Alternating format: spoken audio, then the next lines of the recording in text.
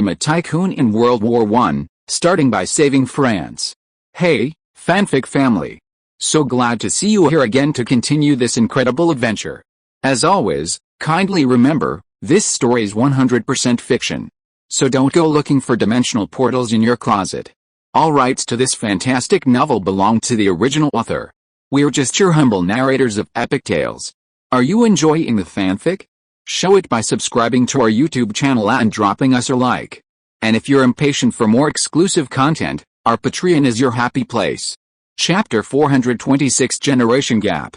A crowd gathered outside Joke's house as neighbors rushed to tell Joke and Camille everything they knew. I heard Charles reached Brussels yesterday afternoon, but the military has kept it a secret. That's the Belgian capital. I heard the news yesterday too, but I thought it was a prank. Don't worry, Mrs. Bernard, Charles will be fine. It's his enemies who need to be worried. Camille remained silent, completely unfamiliar with military terms like encirclement, cutting off supplies, and geographical advantage. Therefore, no matter what others said, she had no understanding. She couldn't comprehend how Charles's small force could capture Antwerp and surround over 200,000 Germans without them being able to fight back. All she knew was this: 200,000 Germans, and Charles's force was less than 20,000. That was more than 10 times the number of troops. Did this mean that everyone, including Charles, had to eliminate more than 10 times the number of enemies? Therefore, she remained constantly worried, asking her neighbors explanations with skepticism. Is that really true? Is the war about to end? Her neighbors, who knew a little about military affairs, explained, no, Mrs. Bernard, the war isn't over yet. The Germans haven't surrendered, but soon, not long. They have no choice but to surrender. Charles is a military genius, Mrs. Bernard, he was born to win. You don't need to worry, no one can defeat him. The war was indeed not over, and Charles was organizing defenses in Antwerp. The encirclement was still fragile. The reason was that Charles's troops had advanced too quickly, so quickly that Foch's infantry couldn't keep up. The real reason, however, was that after breaking through the German encirclement, the infantry didn't believe the battle would be so successful. They dared not follow by train or car. A prime example was Lieutenant General Savigny, commander of the 9th Army, which Foch had arranged to cooperate with Charles's attack. This is insane, Lieutenant General Savigny reported to Foch. I refuse to do it. The enemy could easily derail the train with just one bomb. Traveling by car is equally dangerous. It has no protection and is easily ambushed and suffers heavy casualties. Therefore, Lieutenant General Savigny insisted on walking. Although Weygand did not give a specific suggestion, he partially agreed with Lieutenant General Savigny's statement. Charles' troops have armored vehicles, General. Weygand opened a file and showed Foch a picture of an armored vehicle.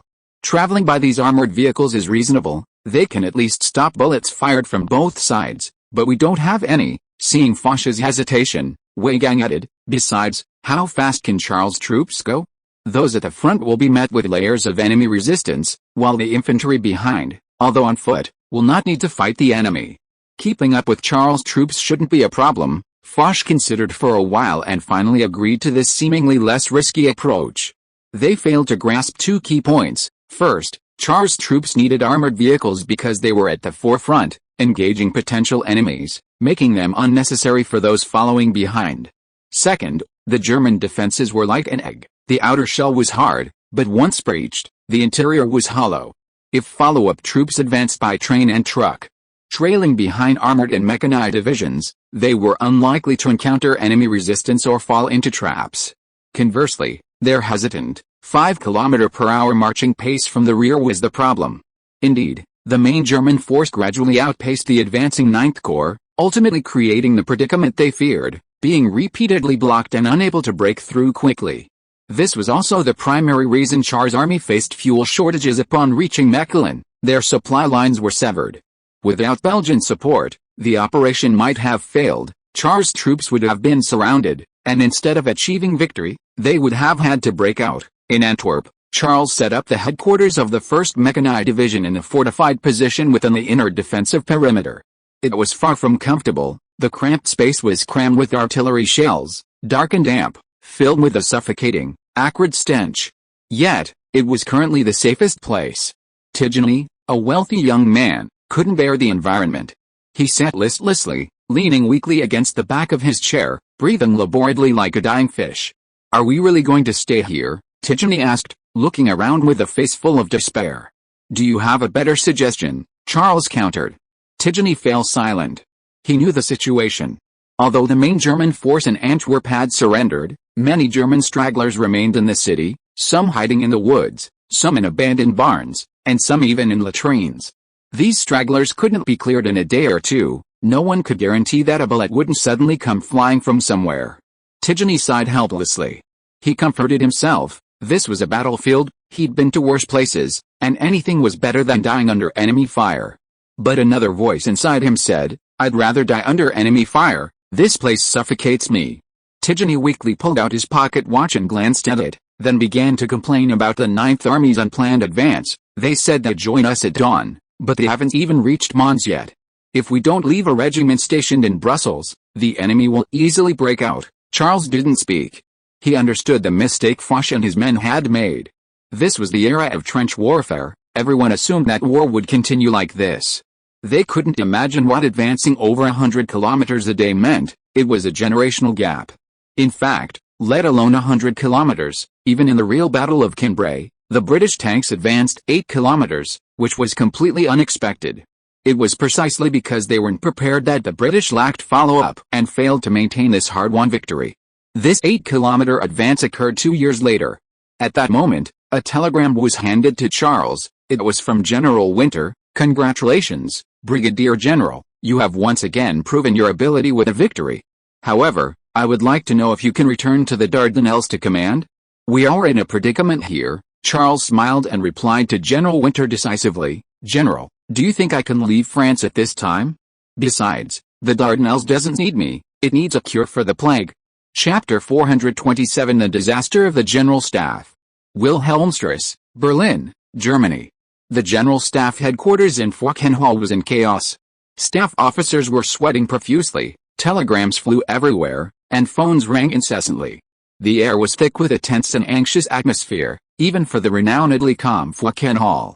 He paced back and forth at his desk, then asked in a low voice to Colonel Moritz, who was examining a map, "Are you sure there are no enemies around Tibbets?" Colonel Moritz hesitated for a moment. "The intelligence is indeed so.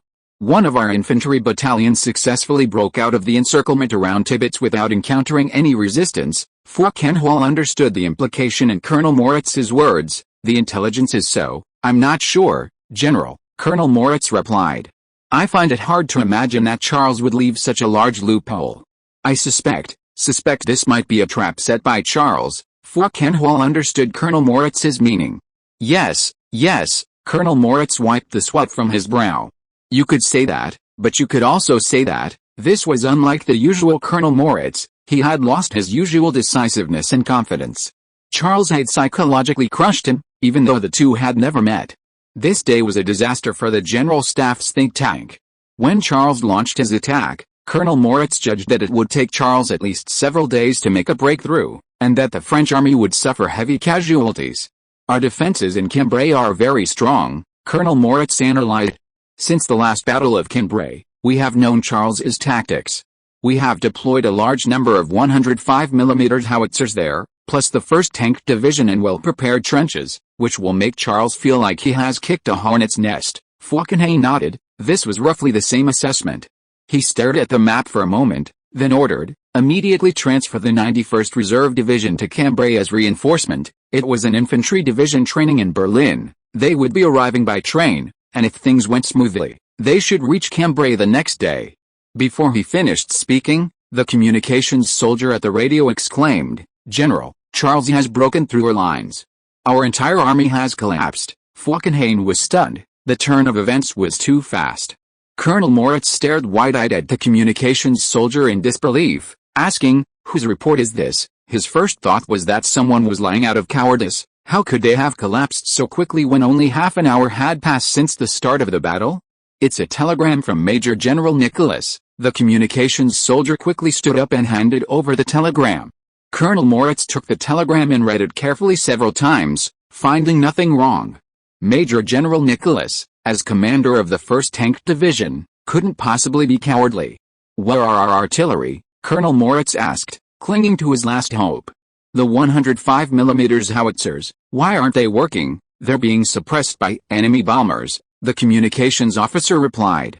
Clearly, the enemy has already pinpointed the exact location of our artillery positions. Colonel Moritz swallowed hard, forced to accept and face reality. He then analyzed the map. Charles' troops might advance to Valenciennes by this afternoon. We can send the 182nd Infantry Regiment from Laberge in the east to reinforce them. That regiment has been resting on the second line for over half a month, and its personnel and equipment have been replenished. If they move quickly, they can establish a defensive line there. Valenciennes is located near the Franco-Belgian border on the French side, about 20 kilometers from Cambrai. Colonel Moritz made this judgment based on Charles' previous infiltration speed.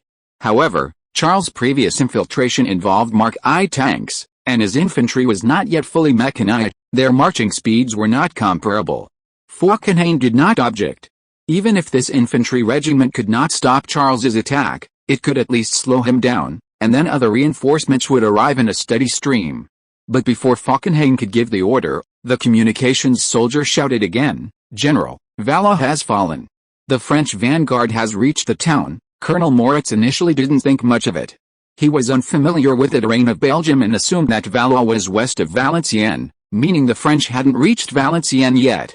After searching for a long time to the west without finding Valois, a staff officer quickly pointed out its location. "It's here, about 5 kilometers inside Belgium." Colonel Moritz froze instantly. After regaining his senses, he turned to the communications soldier and shouted, "Whose report is this, Major General Nicholas?" The communications soldier replied. They were attacked from both sides by guerrillas and the French vanguard, and were also bombed by bombers. He had no choice but to abandon his tanks and equipment and retreat towards Gemont. Colonel Moritz still couldn't believe it. In just over 2 hours, how could Charles's troops have crossed Valenciennes and advanced to Valois, a town more than 30 kilometers from Cambrai? The top speed of the Charles A1 tanks was only 15 kilometers per hour. Even at top speed, they couldn't have reached that point. Perhaps sensing Colonel Moritz's confusion, the communications officer further explained, "Colonel, intelligence says the enemy is equipped with steel-plated vehicles. They're much faster than tanks. The French are using these vehicles to clear obstacles for their tanks." Colonel Moritz looked embarrassed and glanced at Falkenhayn. Falkenhayn was also anxious. He didn't have time to dwell on whether Colonel Moritz had misjudged the situation. Pointing to the map, he said, "Mons, send reinforcements to Mons immediately." "Yes, General," but they were still a step too late. In fact, they were more than a step too late. When Charles's army captured Mons, German reinforcements still wouldn't arrive for another hour. Next was Brussels.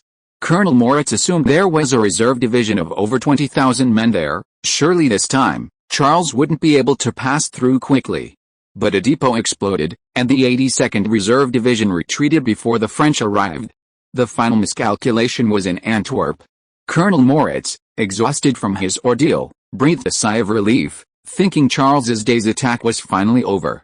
Night had fallen, and Antwerp was a renowned national fortress. The Germans had used the Big Bertha as a stepping stone to successfully breach it. Charles, with only tanks and no large-caliber artillery, could only watch helplessly. Even if they attacked, they'd have to wait until dawn, Colonel Moritz thought. However, just as Colonel Moritz and his staff were working tirelessly through the night, deploying troops, a telegram arrived, "Colonel, Antwerp has fallen.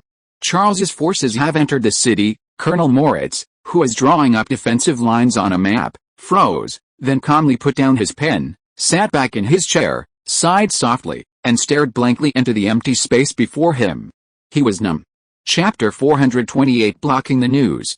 Due to repeated misjudgments, Colonel Moritz dared not make hasty decisions. Thus, the question of whether Tabriz is safe became an open question. Located between Mons and Brussels, intelligence indicated a 30-kilometer wide gap in the French encirclement. Had the encirclement failed to close in time? Charles's troops had already passed through the area. They only needed to leave some troops to garrison it. Besides, that was Charles, a brilliant military strategist. How could he make such a basic mistake? But what if this was indeed Charles's error? They should immediately seize this opportunity to order a breakout. No, this could be a trap. Charles might be waiting for the Germans to enter an area before using tanks and armored vehicles to encircle and annihilate them. "This area is flat and open," Colonel Moritz said hesitantly. It's perfect for tank and armored vehicle operations. Our troops, in pursuit of speed, can only break out lightly equipped. If we're surrounded here, it will be a massacre." He paused, then added, "Furthermore, the French have air superiority. Once our troops enter this area, they will be bombed." That must be it, Colonel Moritz thought. Charles was planning this. Falkenhayn hesitated, unsure which possibility to believe. But one thing was certain, there was still a chance to break out. Not breaking out meant certain death. After some consideration, Falkenhayn finally decided to abandon the open terrain of Tibais and break out through Mons instead. Charles, who hadn't rested for a day and a night, slept soundly in the fortress's rest room. Although the environment and air weren't great, he didn't wake up until after 2 p.m.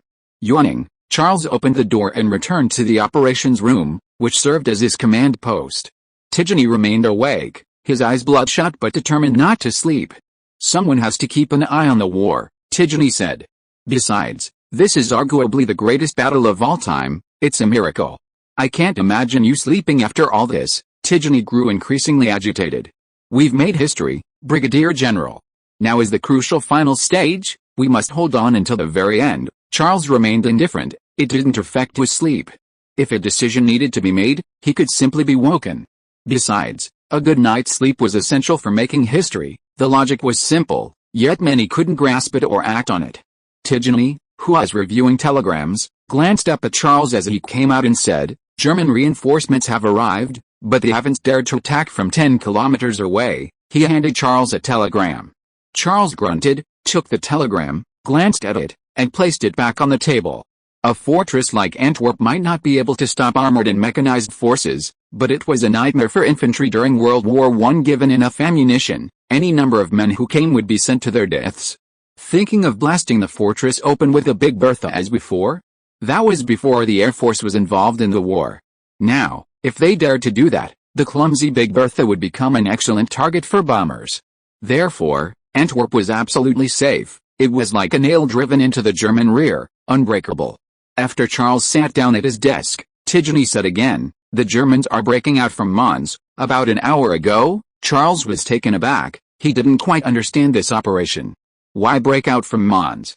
The Ninth Army should have reached Mons by now, right? Charles asked. Yes, Tigeny nodded. They're engaged in street fighting with the Germans in Mons, fighting for control. Roads and railways are practically paralyzed. Then why are the Germans choosing to break out in Mons? Charles looked at the map, pinpointing Mons' location. They could easily drive through Tibais. This was choosing the difficult path and creating trouble for themselves.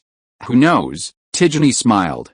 Perhaps the Germans want to stay away from you. Mons was nearly 100 kilometers from Charles's troops, indeed quite far. Then Tigeny considered a possibility. Do you think they're worried about being ambushed by tanks and armored vehicles if they break out from Tibais? Maybe. Charles remembered that the terrain in that area was open, indeed suitable for armored operations. Then Charles understood. This means they don't know we're short on fuel. The worst consequence of the infantry's failure to keep up was the lack of fuel, and the limited civilian fuel was only enough for Charles to advance into Antwerp. Now, the armored forces had nowhere to go but Antwerp.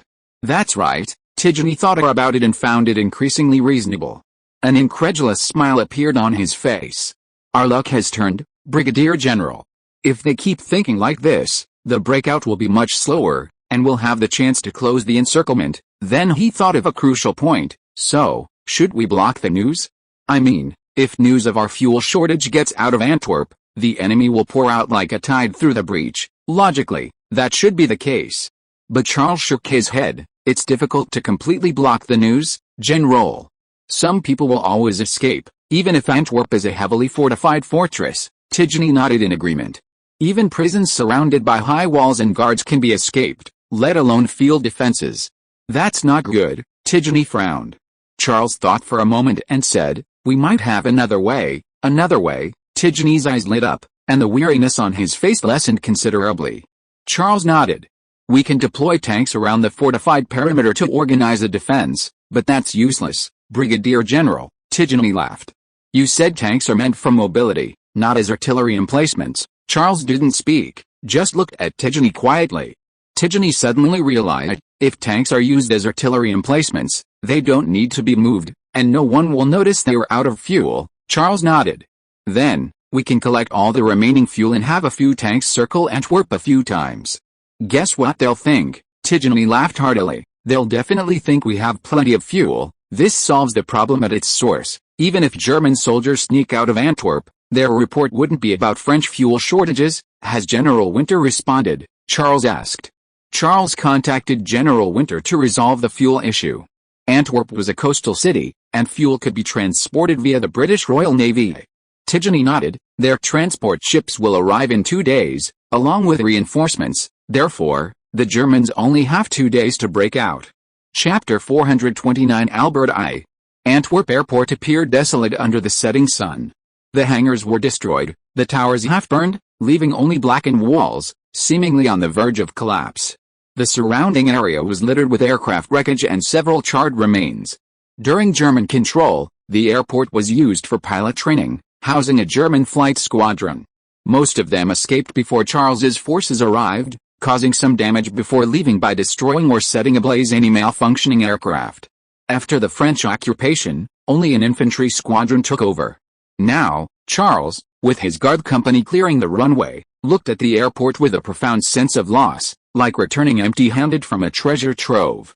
From World War II onwards, airports were crucial strategic locations. Controlling an airport meant transport planes could immediately deliver fuel, supplies, and reinforcements, followed by fighter planes taking off and landing to contest air superiority over hundreds of kilometers, while simultaneously providing cover for ground troops. It could almost be said that possessing an airport meant securing the initiative in a war effort over a radius of hundreds of kilometers. But during this period, there was nothing that could be done. They could only watch helplessly as the enemy languished. After careful consideration, Charles understood, the problem lay in the lack of dedicated transport aircraft, the foundation of this offensive strategy. Otherwise, they could only patiently wait for ground transportation lines to be cleared so that fuel, spare parts, and logistical personnel could be brought in. Just as Charles was lamenting his situation, Tigeny, gazing at the sky, reminded him, "They're here." Following Tigeny's gaze, 3 aircraft flew in against a backdrop of the fiery sunset, a 2-seater Avro in the center, flanked by 2 camels. These were Albert I. Upon learning that Charles's troops had reached Antwerp, he strongly requested to personally go to the battlefield and fight alongside Charles. "You can't be of much help, Your Majesty," Charles replied in a telegram. "We've already arranged what we can do." Charles practically told him not to come and cause trouble. Albert I might have been very important at the beginning of the war. Both Germany and France wanted to bring him into their camp. But now, with war underway and Belgium nearly destroyed, Albert I had lost his value. This was the politics between nations, a naked display of self-interest. Yet Albert I insisted, "That's my country, Brigadier General. I must witness Belgium's victory alongside my people. Besides, I can play a better role in stabilizing the front lines." "I can do it," Charles reluctantly agreed. In reality, Albert I didn't need to organize it. The Belgians themselves were doing it, the white ladies and guerrillas, but having a leader was always beneficial. Albert I took a roundabout route, first flying from England to Dunkirk, then, under French escort, to Antwerp. The reason was that he didn't trust British aircraft to guarantee his safety. At this time, Britain's most advanced aircraft was still the Avro, a fighter that could only passively defend itself against the German Fokker E-1. Note, although Britain purchased the Camel fighters from Charles, they were still training in Paris according to the agreement. The Avro gradually descended and finally came to a steady stop on the runway with a rumble of its engines. The 2 Camels circled twice in the air, the pilots waving to Charles before returning along the same route. If they landed here, they might not have enough fuel for their return flight. Albert I jumped out of the back seat of the Avro, quickly walking towards the group of people who came to greet him, excitedly calling out from afar, "Charles, my dear friend, I knew you would succeed." Albert I stepped forward and embraced Charles enthusiastically, letting out a hearty laugh. "This is a great day," said Albert I. "The eyes of the world are on you. You have taken a decisive step." This was a common courtesy in Europe, but Charles was still a little unaccustomed to it. As they got into the car, Charles warned, "It's not safe here, Your Majesty. The Germans have surrendered, but many remnants remain." Albert I, however, was preoccupied. He gazed wistfully at the buildings lining the street, rambling on, "We met here. You were just a second lieutenant then. In less than a year, you've become a brigadier general. I'm so proud of you." Brigadier General, only you could do that, in just one day. It's astonishing. In fact, everyone was stunned by you. They were all talking about your incredible victory. I don't know how to thank you, my friend. I thought I'd never come back, but here I am. In Antwerp. I can't believe it's real. It's like a dream. Stop, Charles interrupted Albert. Did you hear me? It's dangerous here, I know, Brigadier General, Albert I said with a relaxed smile. If you have already recaptured it, and I stand aside out of fear of danger, how do you think my people will view me? Charles nodded. During the occupation of Belgium, he had been working tirelessly to reclaim the territory, though to little avail. This was also a good opportunity for him to cultivate a kingly image in the hearts of the Belgians and gain popular support. Charles believed Albert I had considered this, which was understandable. What do you plan to do? Charles asked. It's simple, Albert I replied. Give me some guns, and I will organize militias. The task of mopping up the remaining enemy forces in Antwerp, Brussels, and other places will be mine. If needed, we can also cooperate with the French army. We may not be experts, but we will certainly fight bravely. As he spoke, Albert I looked at Charles, his eyes filled with expectation. Charles was somewhat surprised. This was something he hadn't anticipated. At this time, the French army was indeed short of manpower, specifically infantry. The 9th Army failed to keep up in time, and due to fuel shortages, armored and mechanized divisions had to be converted into regular infantry. So why not mobilize the Belgians? Along the way, the French had captured many rifles and ammunition from the Germans. They could simply dump them on the Belgians. What do you think? Albert I asked nervously. He, the king, knew very well that the decision rested with Charles. Charles nodded.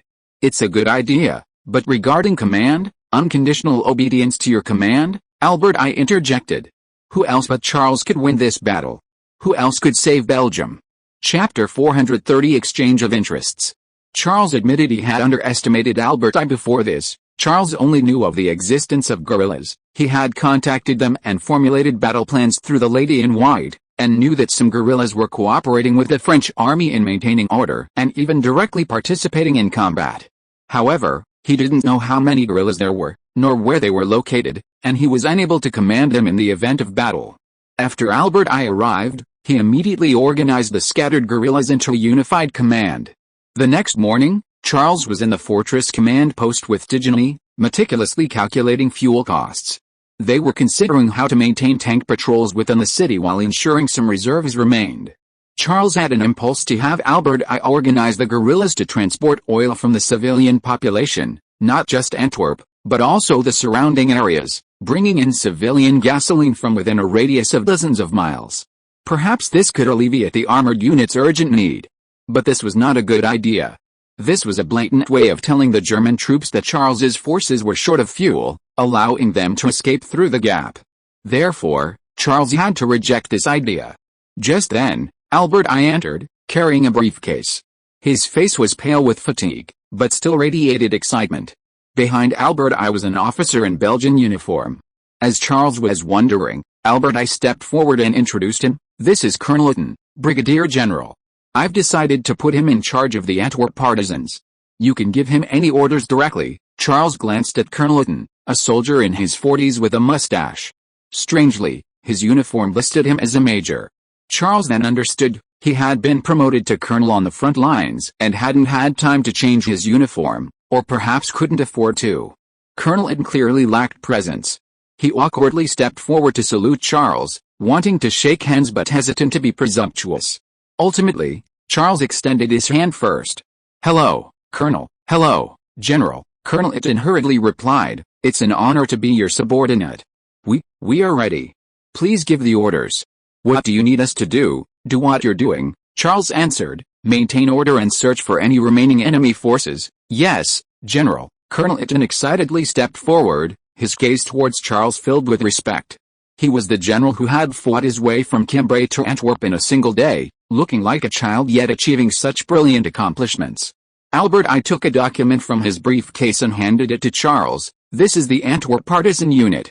We've temporarily designated it the 21st Division, and Colonel Tycoon is the division commander. Charles took the document with a puzzled look. This was another strange point.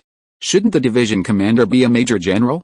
Later, Charles learned that this was because Charles's rank was brigadier general, and Eton, as Charles's subordinate, should naturally be a colonel. Taking the document and opening it, Charles was taken aback. Antwerp actually managed to organize tens of thousands of men. Charles had only distributed a little over 6,000 rifles, all captured in Antwerp, including some malfunctioning ones. Albert I nodded. Some are female soldiers. They strongly requested to join the army. And I don't think we should discourage their enthusiasm, Charles said. Oh, female soldiers were a strange phenomenon at this time. Only Tsarist Russia had a female army unit, but they were common in modern times. So Charles didn't find it strange, much less unacceptable. Everything was developing in a good direction, Charles thought. With the guerrillas stationed here, the armored forces could immediately turn back and head to Tibais to fill the gap once the British transport ships arrived tomorrow. No, the mechanized division should go first, it's faster. However, at that moment, a communications officer handed Charles a telegram. General Winter has telegraphed. He says the fuel transport ship is delayed due to German submarines. He also asks if you can reinforce the Dardanelles. Charles was taken aback. How did he explicitly refuse? The next second, Charles understood. The fuel transport ship is delayed due to German submarines was an excuse. General Winter had a reason for putting it together with whether you can reinforce the Dardanelles. This was clearly an implication. This wasn't General Winter's wish, but rather the First Lord of the Admiralty's idea. The First Lord of the Admiralty was originally unaware of Charles's fuel shortage. General Winter was tight-lipped. He knew it was a military secret, and a leak would directly affect the war effort in Belgium. However, General Winter's biggest mistake was riding Dardanelles military supplies on the reason for the requisition. After his ignominious departure from the center of power, the First Lord of the Admiralty had become a member of the Dardanelles Commission. He found it strange that General Winter was requisitioning gasoline from mainland Britain. At this time, Britain was under blockade by German submarines and needed to purchase oil from the Middle East. Why would it need to transport oil from Britain instead of the nearby Dardanelles? Upon questioning, General Winter had no choice but to tell the truth. The First Lord of the Admiralty was overjoyed and telegraphed General Winter, "This is an opportunity, Winter, an opportunity to make a deal with Charles." General Winter didn't understand what this deal entailed, then recalled the First Lord of the Admiralty's recent request for Charles to salvage the mess at Gallipoli. He replied in astonishment, "You mean sending Charles to Gallipoli? This isn't a deal. A victory for Charles is also in Britain's interest." "We need this victory, I know," the First Lord of the Admiralty replied, "but everything has its priorities, and in this respect, Charles is clearly more anxious than we are." He meant that if Charles didn't get fuel, he might be surrounded by the Germans, a situation that would be extremely painful for Charles. General Winter was shocked by the First Lord of the Admiralty's shamelessness. He couldn't even believe it was true. But General Winter knew perfectly well that this was exactly what the First Lord of the Admiralty was capable of, just as he had 3 years earlier when he used artillery to suppress a workers' strike. Note, this refers to the Cedar Street Massacre of 1911, in which the First Lord of the Admiralty personally directed the operation. General Winter wanted to argue, but knowing it would be futile, he could only send Charles a veiled telegram. Charles, understanding the telegram's meaning, couldn't help but chuckle. The Dardanelles campaign was launched because a direct assault was impossible, thus opening a new front from the flanks and rear. Now, Charles had already achieved victory on the front, and they were actually hindering him for their own political interests. Chapter 431. This is the British. Charles casually handed the telegram to Albert I. Albert I took it and glanced at it, startled. "You're short of fuel." Charles didn't speak, but gave the telegram a meaningful look, gesturing for Albert I to examine it more closely. Albert I looked at the telegram again with a puzzled expression. Soon, the puzzlement turned to shock, then to anger. "Who sent this telegram?" Albert I asked in a deep voice. "General Winter," Charles replied, "but I believe it's the Minister of the Navy's doing." Albert I nodded slightly and asked, "Does this mean they won't provide us with fuel if you don't go to the Dardanelles?" Colonel Eton looked at Albert I in surprise, seemingly unable to believe such a thing could happen, using fuel to coerce Charles into submission. Tidjani, who was reviewing documents, also stopped what he was doing. He looked at Albert I, then turned to Charles, awaiting his answer. Charles's silence confirmed Albert I's guess. This was like igniting a powder keg.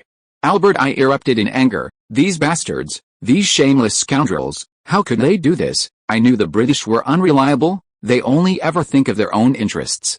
Tigeny stepped forward, took the telegram, and examined it. I don't quite understand. Our victory here also serves British interests.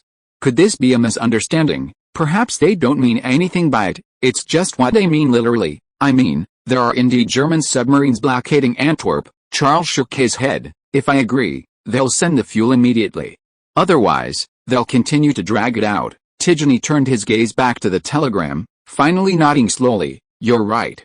This telegram is flawless, there's no coercion in its wording. But in reality, whether there are German submarines or not is entirely up to them. This is the Admiral's attempt to salvage the situation in the Dardanelles, Albert I said through gritted teeth. That bastard. He ignores the interests of his allies and the potential dangers of doing so for his own political gain. This could render all our efforts futile and kill many people. Charles remained silent, rising to make himself a cup of coffee. If the Admiral were so far-sighted and reasonable, he wouldn't have seized the Ottoman battleships. But Albert I wasn't as composed as Charles. He was pale with anger, his chest heaving as he gasped for breath. He was like an enraged bull, ready to charge at his target at any moment. After a while, Albert I picked up his top hat from the table and turned to leave. I'm going to England, he said. Your Majesty, Charles called after him, do you think going to England will be of any use? He should know he had become a bull's wife. Albert I turned and replied, this is likely a private decision by the First Lord of the Admiralty, and others may not agree with it. He then added, besides, he is no longer the First Lord of the Admiralty, he has no authority to make this decision, but the First Lord of the Admiralty's influence remains. Charles replied. It has nothing to do with whether he is the First Lord of the Admiralty or not, it's his connections. He can persuade others and make them believe that this is in Britain's interest, but this is not in Britain's interest, Albert I insisted. He believed that as long as he went to Britain and raised his voice, the First Lord of the Admiralty would immediately be condemned by everyone. And the fuel problem would be solved smoothly. No, Your Majesty, Charles replied, the point is that I am French, not British. Albert I, who was about to turn around, froze instantly upon hearing this, his feet seemingly bound, unable to move. Think about it. Charles stirred his freshly brewed coffee gently with a spoon, then calmly returned to his desk and sat down. The British transport ships will bring not only fuel but also reinforcements. Once the British reinforcements arrive, who will command the next phase of the battle? Albert I instantly understood. If Charles remained in Antwerp, no one could wrest command from him. This meant the British army would have to obey Charles's orders, and the credit for the victory would go to Charles, with the British army merely playing a supporting role, regardless of the number of casualties. This was unacceptable to the British. They were the world's leading power, they wanted to dominate everything, and every place should be their stage.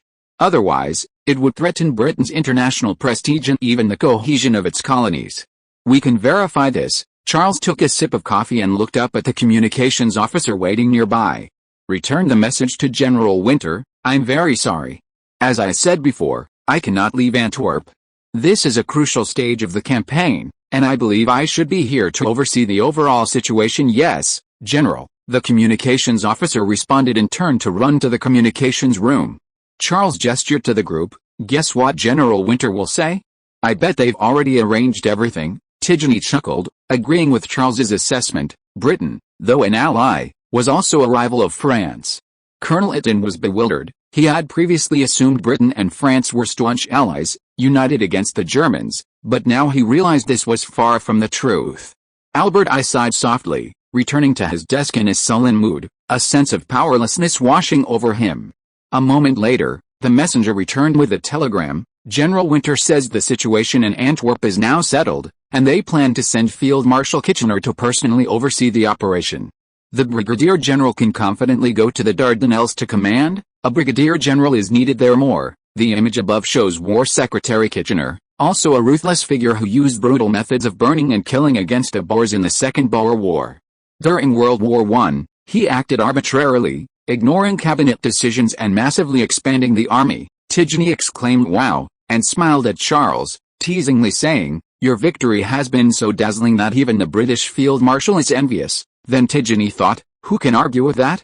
Compared to this victory, what is a British Field Marshal? Albert I scoffed expressionlessly. Perfect plan. They're very good at winning these kinds of battles. That's the British for you. Colonel Itten, who had been silent until now, interjected, but Your Majesty, General, If it's just these problems, I think we can solve them without the British. Reinforcements can be provided by the guerrillas. I believe they were no worse than the British. Fuel can be supplied by the surrounding towns. Tidjany smiled and shook his head. This needs to be kept secret, Colonel. We can't let anyone know that our tanks are out of fuel and can't move. Charles remained silent, but now he had a different idea. If you are listening to this novel on a channel other than Fanfic World, it means it was downloaded and re-uploaded without effort. We warmly invite you to visit our channel, Fanfic World. There you will find the original version of this story and many other novels of various genres. We look forward to seeing you dive into a world of incredible novels. Chapter 432 Charles's Trap. Albert I supported Colonel Eden's assessment. The guerrillas may not be as militarily skilled as the British, Albert I said, but they have the advantage of courage. They are willing to give their lives to defend their homeland. Furthermore, we can quickly develop a large force, including in the areas controlled by the Germans. Colonel Eden affirmed this. That's beyond doubt. As he said this, Colonel Eden glanced at Charles, seemingly indicating a certain stance. As for secrecy, Albert I pondered for a moment, then continued, so what if the Germans find out? Escape? Let them escape. He was more concerned with whether he could reclaim the territory than with how many Germans he could capture. But in the long run, capturing more Germans would reduce the difficulty of reclaiming the territory. The two were essentially the same thing.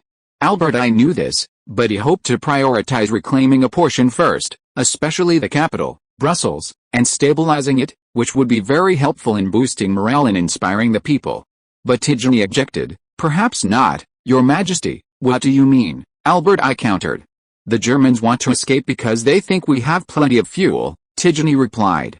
This seemed obvious, but Albert I understood. You mean, if they knew we were short of fuel, they might not have fled, but instead chose to counterattack. Tidjany nodded, then flipped the map over and pushed it in front of Albert I, tracing the route with his finger. This 35-kilometer line from Brussels to Antwerp has no other forces besides an armored regiment in Brussels and a mechanized battalion in Mechelen, but it's safe, because we can use our armored and mechanized forces for mobile defense. If the Germans choose to break out from this area, they will be caught in a pincer movement by armored and mechanized forces from both sides. Albert I's mouth gaped open. So, called safety is based on having fuel. Tidjany nodded slightly, then asked, do you know what will happen once the Germans know we're out of fuel? Albert I looked at the map for a moment, then nodded slightly to indicate he understood.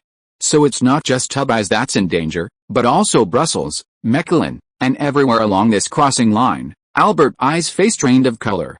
The Germans might turn around and besiege these towns, including Brussels. Yes, Tidjany nodded. Once these towns are besieged, they're doomed.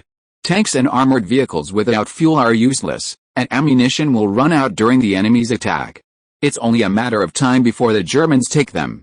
Right now, the only safe place seems to be Antwerp by the sea. Then Tidjany gave a self-deprecating laugh. Now even Antwerp seems unsafe if the British don't provide fuel. Tidjany turned to Charles, reluctantly suggesting, why don't we do as the British say?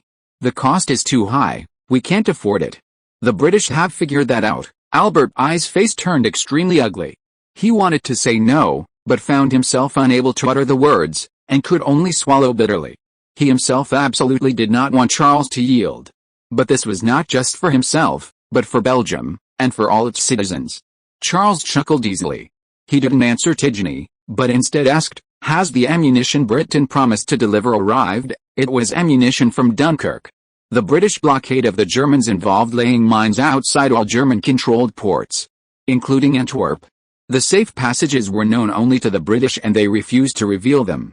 Even if France wanted to transport ammunition to Antwerp by sea, they had to go through Britain. This was also why the First Minister of the Admiralty could hold Charles by the throat regarding fuel. Just a batch arrived, Tidjany replied, then asked suspiciously, why do you ask? Tidjany added, do I need to remind you? It's ammunition, not fuel, I know, Charles replied calmly, but the Germans don't. Another sleepless night. On Wilhelmstrasse in Berlin, the General Staff headquarters of Falkenhayn was brightly lit. Falkenhayn, overwhelmed with work, wished he could drive to the front lines himself to see what was happening. So far, they could only continue fighting the French for Mons, struggling to break out under French artillery and aerial bombardment.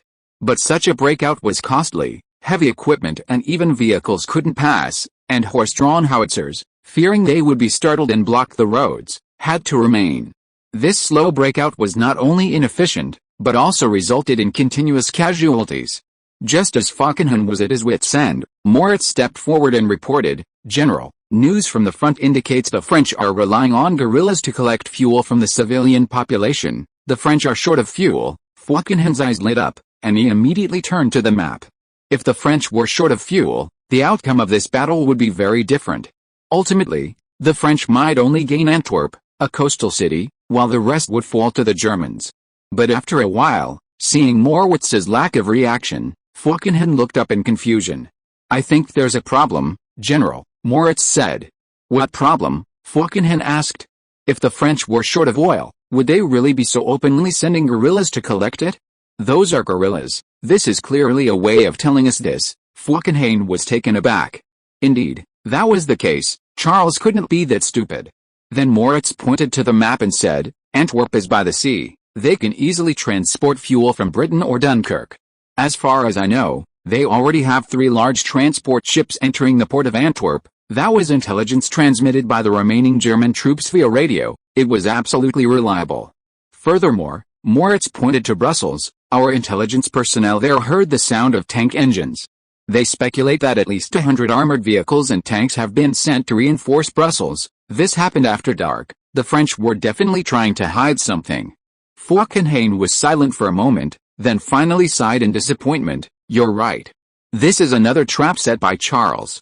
He wants us to turn our main force to the open ground instead of Mons." The cunning fellow. Falkenhayn was right. It was indeed a trap set by Charles. However, he didn't see through it and jumped down without hesitation. Chapter 433. The Emperor isn't worried, but the eunuch is.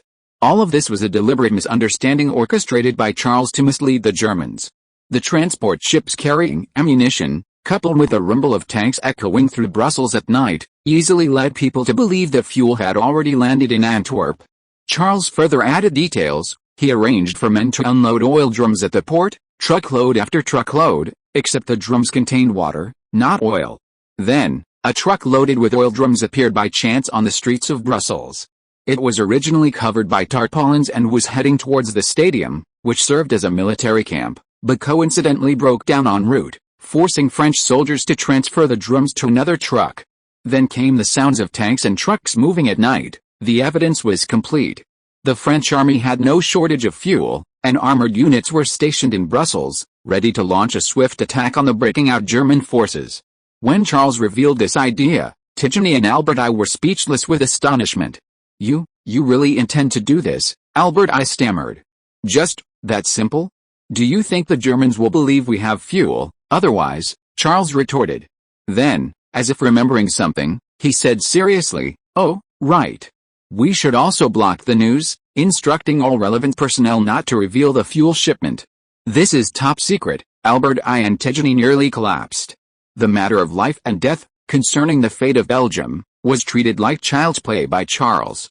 "But this doesn't seem right." Colonel Itten, unaware of the situation, looked confused. "If we already have fuel, why would we need to collect it from the civilian population through guerrillas?" This was also what Albert I wanted to ask. To trick them into breaking out from Tibes, Tigny explained the situation, and the two men finally understood. Colonel Itten looked at Charles in astonishment. "So, the guerrillas can collect fuel with peace of mind, while the Germans don't think we're short of oil." "Excellent idea, General. There's no better one." Albert I laughed heartily and patted Charles on the shoulder. "Now I understand why only you could reach Antwerp. No one else has such wisdom, Brigadier General." Tigny still wore a hint of worry on his face. "What about the British? They know the truth." Albert I and Colonel Itten's expressions instantly hardened. They hadn't considered this. Colonel Itten hesitated, saying, They shouldn't do anything, right? After all, they're allies." "No, they will." Albert I shook his head, gritting his teeth. "I know the First Minister of the Navy. He's a man who will stop at nothing for profit. If he can't succeed, he might indeed leak the truth." Silence fell over the command post. They circled around the issue, but ultimately couldn't get past the British. Charles, however, remained nonchalant. "We'll do our own thing. We don't need to pay attention to the British." Everyone was bewildered. How could they ignore them? Once the British exposed them, everything would be for naught. Tigny seemed to realize something. He nodded slightly with a no, and looked at Charles with admiration. "You've planned everything perfectly, Commodore, flawless." That day, a thick fog descended on London, shrouding everything in a white veil. The street lights became hazy, golden halos spreading through the fog like diluted paint. The chimes of Big Ben pierced the fog, carrying a steady and resolute rhythm, like a messenger of time delivering messages to the First Lord of the Admiralty's villa. The image above shows Big Ben, one of London's iconic landmarks, built in 1859. The First Lord of the Admiralty's study was similarly filled with smoke. He held a lit cigar, his favorite brandy on the table, taking a puff of cigarette and a sip of brandy, his eyes slightly glazed as he flipped through the telegram sent by General Winter. Nothing. Nothing at all. All of this concerned the Dardanelles Strait conflict, something he cared nothing for. The Prime Minister of the Navy paused, stunned for a moment. Charles hadn't replied at all. After a moment's thought, he had his steward send a telegram inquiring. Receiving the reply, "Charles hasn't answered yet," the Prime Minister of the Navy frowned. Shouldn't Charles be the one in a hurry? Soon after, General Winter sent another telegram. "I just asked Charles, and his answer was then we can only wait for the German submarines to leave." The Prime Minister of the Navy stared at the telegram in disbelief. Could it be that Charles didn't understand the telegram and was simply interpreting it literally? No, impossible. After a slight hesitation, the Prime Minister of the Navy telegraphed the French Minister of the Navy, "How is the fighting in Antwerp progressing? I heard there's some trouble there." The two were both in charge of the Navy and had a good relationship before. The Minister of the Navy replied, "Yes, I heard they're having fuel problems. They're relying on guerrillas to collect gasoline from the civilian population." The Prime Minister of the Navy was instantly petrified. Wasn't the fuel shortage a military secret? Charles was actually having guerrillas collect it from the civilian population? Would that make it common knowledge, even among the Germans? Soon after, the Minister of the Navy telegraphed again, "Your country should be sending fuel to the Charles. This could decide the outcome of the war.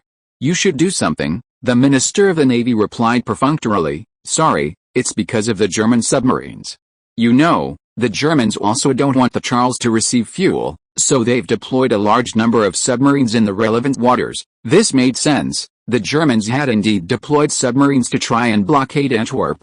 But the truth was, if Britain wanted, it could still send a powerful fleet to escort transport ships into Antwerp. That wasn't difficult. The Minister of the Navy wasn't thinking about this. He was completely baffled. What was the problem? Why did the Charles dare to do this? He paced back and forth at his desk a few times, then telegraphed the Minister of the Navy again. "What about the Germans? What's their reaction to knowing the Charles is short of fuel?" The Minister of the Navy replied, "The Germans don't seem to be reacting much. They're still trying to break out around Mons." This was also one of the reasons the French military wasn't in a hurry. The Prime Minister of the Navy was utterly bewildered. How could such a strange thing happen? One side wasn't afraid to expose its weaknesses, while the other side knew their opponent's weaknesses yet ignored them. Suddenly, the Prime Minister of the Navy understood. He burst into laughter. "This is Charles's scheme, a brilliant move. This little fellow has the Germans completely fooled." Then he shook his head with a sigh. "Unfortunately, he still can't fool me." The Prime Minister of the Navy sat back in his chair smugly, a cold glint in his smiling eyes. It was time to put some pressure on Charles. Chapter 434 The Best Student.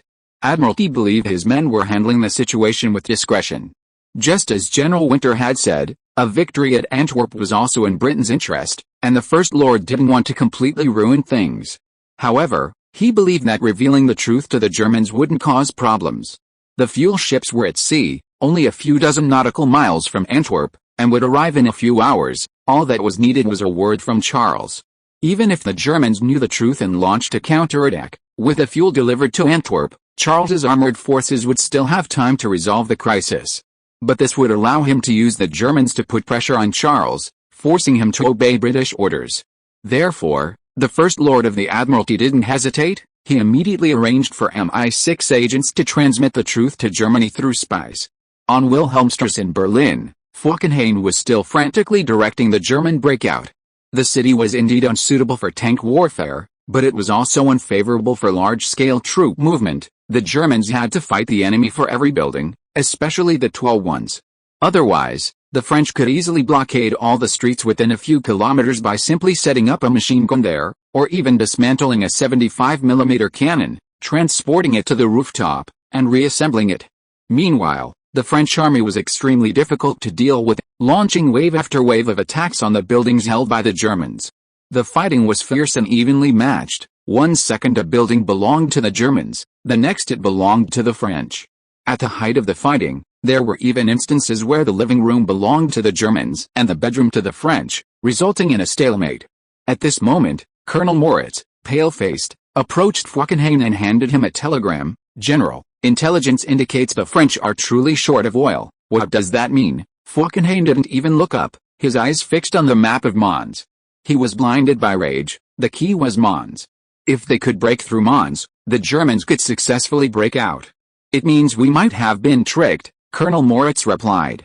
"This intelligence came from our spy in Britain.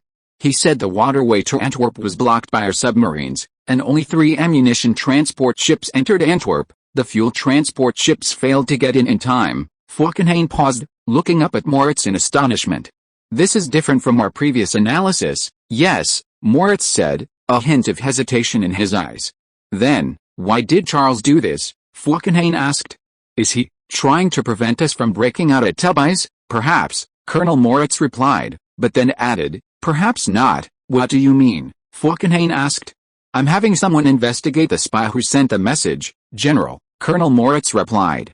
"I believe we'll have results soon." Falkenhayn said "Oh," and nodded slightly. Espionage is dangerous. Once discovered by the enemy, there's almost no chance of survival. This is why they are easily developed into double agents. Once exposed, to survive, they can only simultaneously provide intelligence to the enemy or transmit false information. Note, historically, Harriet was a case in point. She was recruited as a double agent by the French Second Directorate, but was executed after losing her usefulness. "I find it suspicious," Moritz analyzed. "The British fuel transport ships are at sea. This information is almost completely isolated. Even within the British military, few know about it. How did our spies obtain this information in such a short time?" Falkenhayn nodded in agreement. Britain was an ally of France, and this battle was in Britain's interest. How could they easily reveal the truth? Unless the truth was false, part of Charles's deception. Falkenhayn never imagined that Britain genuinely wanted to trick Charles. Therefore, Falkenhayn turned his gaze back to Mons on the map, thinking that if this was the case, it further proved that breaking out from Mons was the right move. About half an hour later, Colonel Moritz, having received the telegram, breathed a sigh of relief. He rushed to Falkenhayn, his voice filled with excitement and pride. "General, it's confirmed. The intelligence officer has been bribed by the British." Falkenhayn nodded. He had always leaned towards the latter. The British had always done an excellent job with intelligence, and it was hard to believe they would leak such crucial information to Germany. Falkenhayn sighed. If this was Charles's idea, then his methods are terrifying. He used various methods to mislead us, trying to pull us towards Tibbets. Even though it was already a done deal, there was still room for maneuver. "Yes," Colonel Moritz agreed wholeheartedly, "he is a respectable adversary. We almost fell for it." The Belgian partisans were calmly collecting fuel from various locations. Mainly in the southwest region, the German forces there were surrounded, and the Germans had neither the will nor the ability to control the partisans. The Germans had deployed small armed units in the towns within their controlled areas, using these units to control the police and government, thereby achieving their goal of controlling the towns. These armed groups ranged from a dozen to several hundred men. Their ability to control areas with populations hundreds or even thousands of times their own was due to the powerful German army as their backing. Once the people revolted and overthrew these dozen or so men, a large-scale German crackdown would immediately follow. But by then, their powerful backing had vanished, the main German force was fleeing, and it was impossible for the Germans to regain control with their limited numbers. Therefore, under Albert Eiskall and Colonel Otten's command, fuel was successfully transported from German-controlled territory to Antwerp. The Belgians responded enthusiastically, and in some places, uprisings even broke out, driving out the Germans and forming their own forces. Thus, while gathering fuel, the partisans were also rapidly expanding. Tidjane wasn't concerned with that. He was restless in his office, constantly asking the communications officer, "Have the Germans changed course? What's the situation at Tibbets? Have they spotted the enemy?" "Relax, General," Charles replied. "Things aren't as urgent as you think. Even if the Germans don't fall for the trap and choose to break out from Tibbets, As long as I agree to the British's demands, that's enough. Unexpectedly, Tigany replied, "You think I'm worried about that? No, Brigadier General, I know no one can defeat you. What I'm concerned about is that the art of war has been redefined. It can achieve great success through creating illusions." Charles's eyes darkened. What kind of time is this? This guy is still thinking about his art of war. But then, Charles thought that perhaps someone like Tigany was the best student. Chapter 435. Can't you just let the Germans go? On the 5th day of the Battle of Mons, after a fierce battle and suffering tens of thousands of casualties, the Germans finally gained the upper hand and controlled most of the area. Falkenhayn believed these sacrifices were worthwhile, opening a gap in the Tsar encirclement to ensure the retreat of the remaining 110,000 soldiers. At the same time, Falkenhayn made thorough preparations for the Tsar offensive. The streets and alleys of Mons were blocked by German obstacles.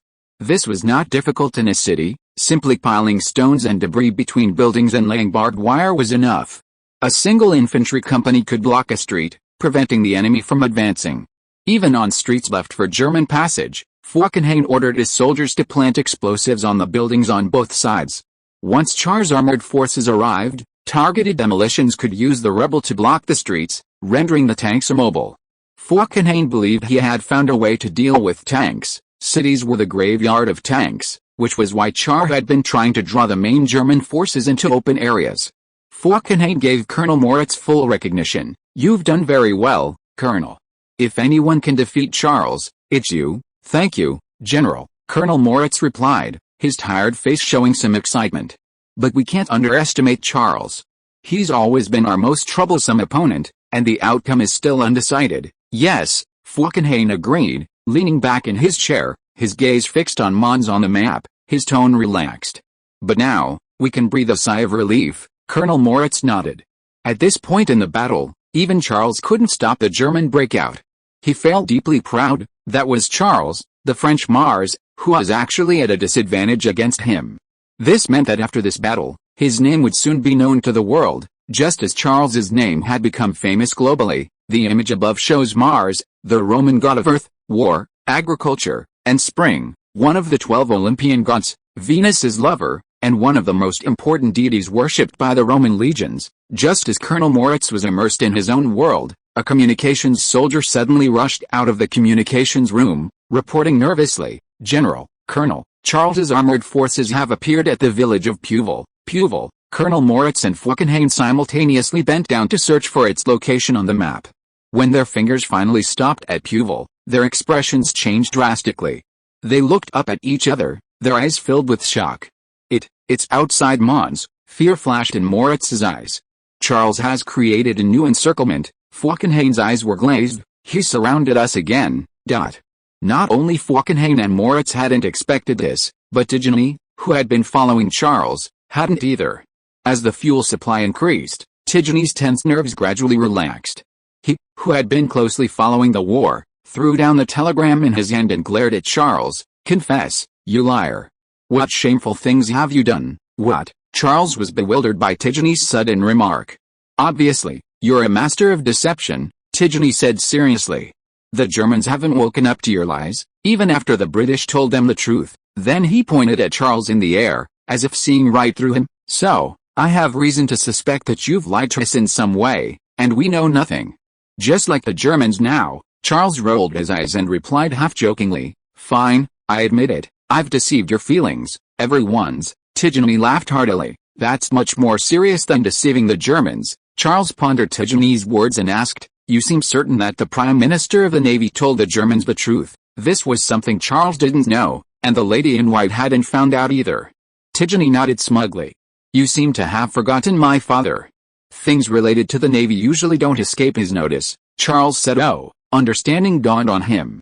Wells's connections with the Navy were deeply entrenched, and the Prime Minister of the Navy was likely in contact with the French Minister of the Navy, thus giving Wells first-hand information. In this respect, the newly formed Lady in White was outmatched. After all, it was a civilian organization, and the vast majority of its members were lower-class citizens, creating an insurmountable barrier between them and the upper class. Seemingly boasting to Charles, Tigany recounted the events. "Although the Prime Minister of the Navy hasn't said anything, a double agent mysteriously disappeared a few days ago. We know about this because we discovered this spy informed the British. The Second Bureau has been monitoring his movements. Charles grunted in agreement. Without a doubt, this double agent had become a victim of this covert war. There were two possibilities. The Prime Minister of the Navy made him disappear to silence him, or the Germans did it because they discovered his double agent identity. Charles believed the latter, because the Germans were constantly attacking Mons, which meant they didn't believe the truth provided by the Prime Minister of the Navy. Want to know how my father praised you? Tigeny said. Wells, Charles chuckled. He doesn't seem to praise people often. Not often, almost never, Tigeny complained. Think about it, I grew up in this oppressive atmosphere. Perhaps that's why I'm always at odds with him now. At this point, a hint of envy flickered in Tigeny's eyes. But he praised you. He said if you focus on business or intend to enter politics, no one will be your match, and all of France will be yours. Charles nodded earnestly. He's absolutely right, General. He's a very insightful man. Tigeny gave an exaggerated ha, his eyes turning disdainful. Shameless. Then Tigeny looked at the map, feigning defiance. Regardless, you've succeeded. We've collected enough fuel. Now, when do you plan to attack Mons? Attack Mons? Charles shook his head. I didn't say I was going to attack Mons, then we. Tigeny's gaze lingered on the map. Are you only satisfied with reaching Tibes? Then Tigeny answered his own question. Perhaps you are right. Mons is indeed not suitable for armored warfare. That's a problem Foch should be considering. No, General, Charles replied. We're going to attack Pavel, a small village with fewer than 100 households. Tigeny quickly found Pavel on the map, and he looked up at Charles in astonishment. God, can't you just let the Germans go? They've only just broken out of the encirclement. Chapter 436 We are surrounded again. Blitzkrieg means attacking the enemy by surprise. Tactically, it means strike when they are exhausted and retreating. This means never attacking an enemy's well-prepared defenses, as that will only lead to a quagmire from which you cannot escape. Tanks are not emplacements, their greatest advantage is mobility, allowing them to bypass fortified cities and defenses, using their thick armor, artillery, and machine guns to engage infantry with virtually no resistance. This is what World War II called the pincer attack. At the same time, German frontline commanders had considerable freedom. They could choose whether to attack or not, or choose their own attack routes, as long as the general direction was correct. Therefore, many orders were issued spontaneously, with little pattern, leaving the enemy bewildered. At this point, Charles bypassed Mons, a position the Germans had painstakingly prepared, even at the cost of blood and lives. Falkenhayn initially thought it was all worthwhile, but Charles's maneuver rendered all his efforts and preparations futile. A gap in the encirclement?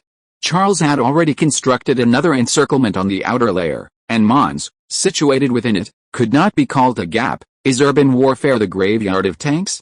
Buildings and ruins made it impossible for tanks to move? Charleroi tanks didn't even get in, so there were no graves, let alone any impassable terrain. Puvel was a small village almost forgotten by time. With just over 100 households and a total population of only a little over 300, the only building that could be considered tall was the church on the west side, but like the other houses, it was a wooden structure.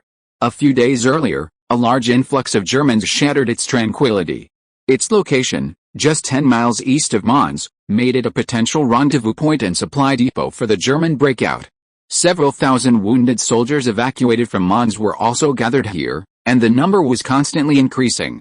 The field hospital was overwhelmed and desperately needed cars, horse-drawn carriages, and any other possible means of transportation to evacuate them. The first to arrive was an infantry regiment, reinforcements from Charleroi. They were cobbled together from several logistics units, most of them facing the battlefield for the first time. Upon hearing that they were to defend against Charleroi's troops, they turned pale with fear. This is not a battle we can handle. We haven't received any relevant training. I've never even seen a tank. If Charles can defeat our tank division, what makes them think that a few of us can stop him? This was the predicament of the German defenses, their forces too weak to organize an effective defense. Yet, they still constructed a field line outside the village, their mission being to defeat any pursuing enemy and cover the main force's retreat. Soon, German troops withdrawing from the encirclement gathered here, their numbers increasing until they reached over 20,000. They were organized to reinforce the fortifications. After several days of preparation, the defensive line stretched from the small river in the north to the unnamed mountain in the south, with several layers of trenches, barbed wire, and widened trenches for tank defense. Besides frantically digging, they didn't know what else they could do. Major General Jonas, commanding this unit, was somewhat disheveled. His 109th Infantry Division, stationed in Cambrai a few days earlier, had been completely scattered and broken up by the French attack. He was now commanding a hastily assembled ragtag force. However, Major General Jonas remained confident in his lines. "We don't expect to stop the Charles army," he said. "Our objective is simple: delay the Charles offensive and cover the main force's retreat.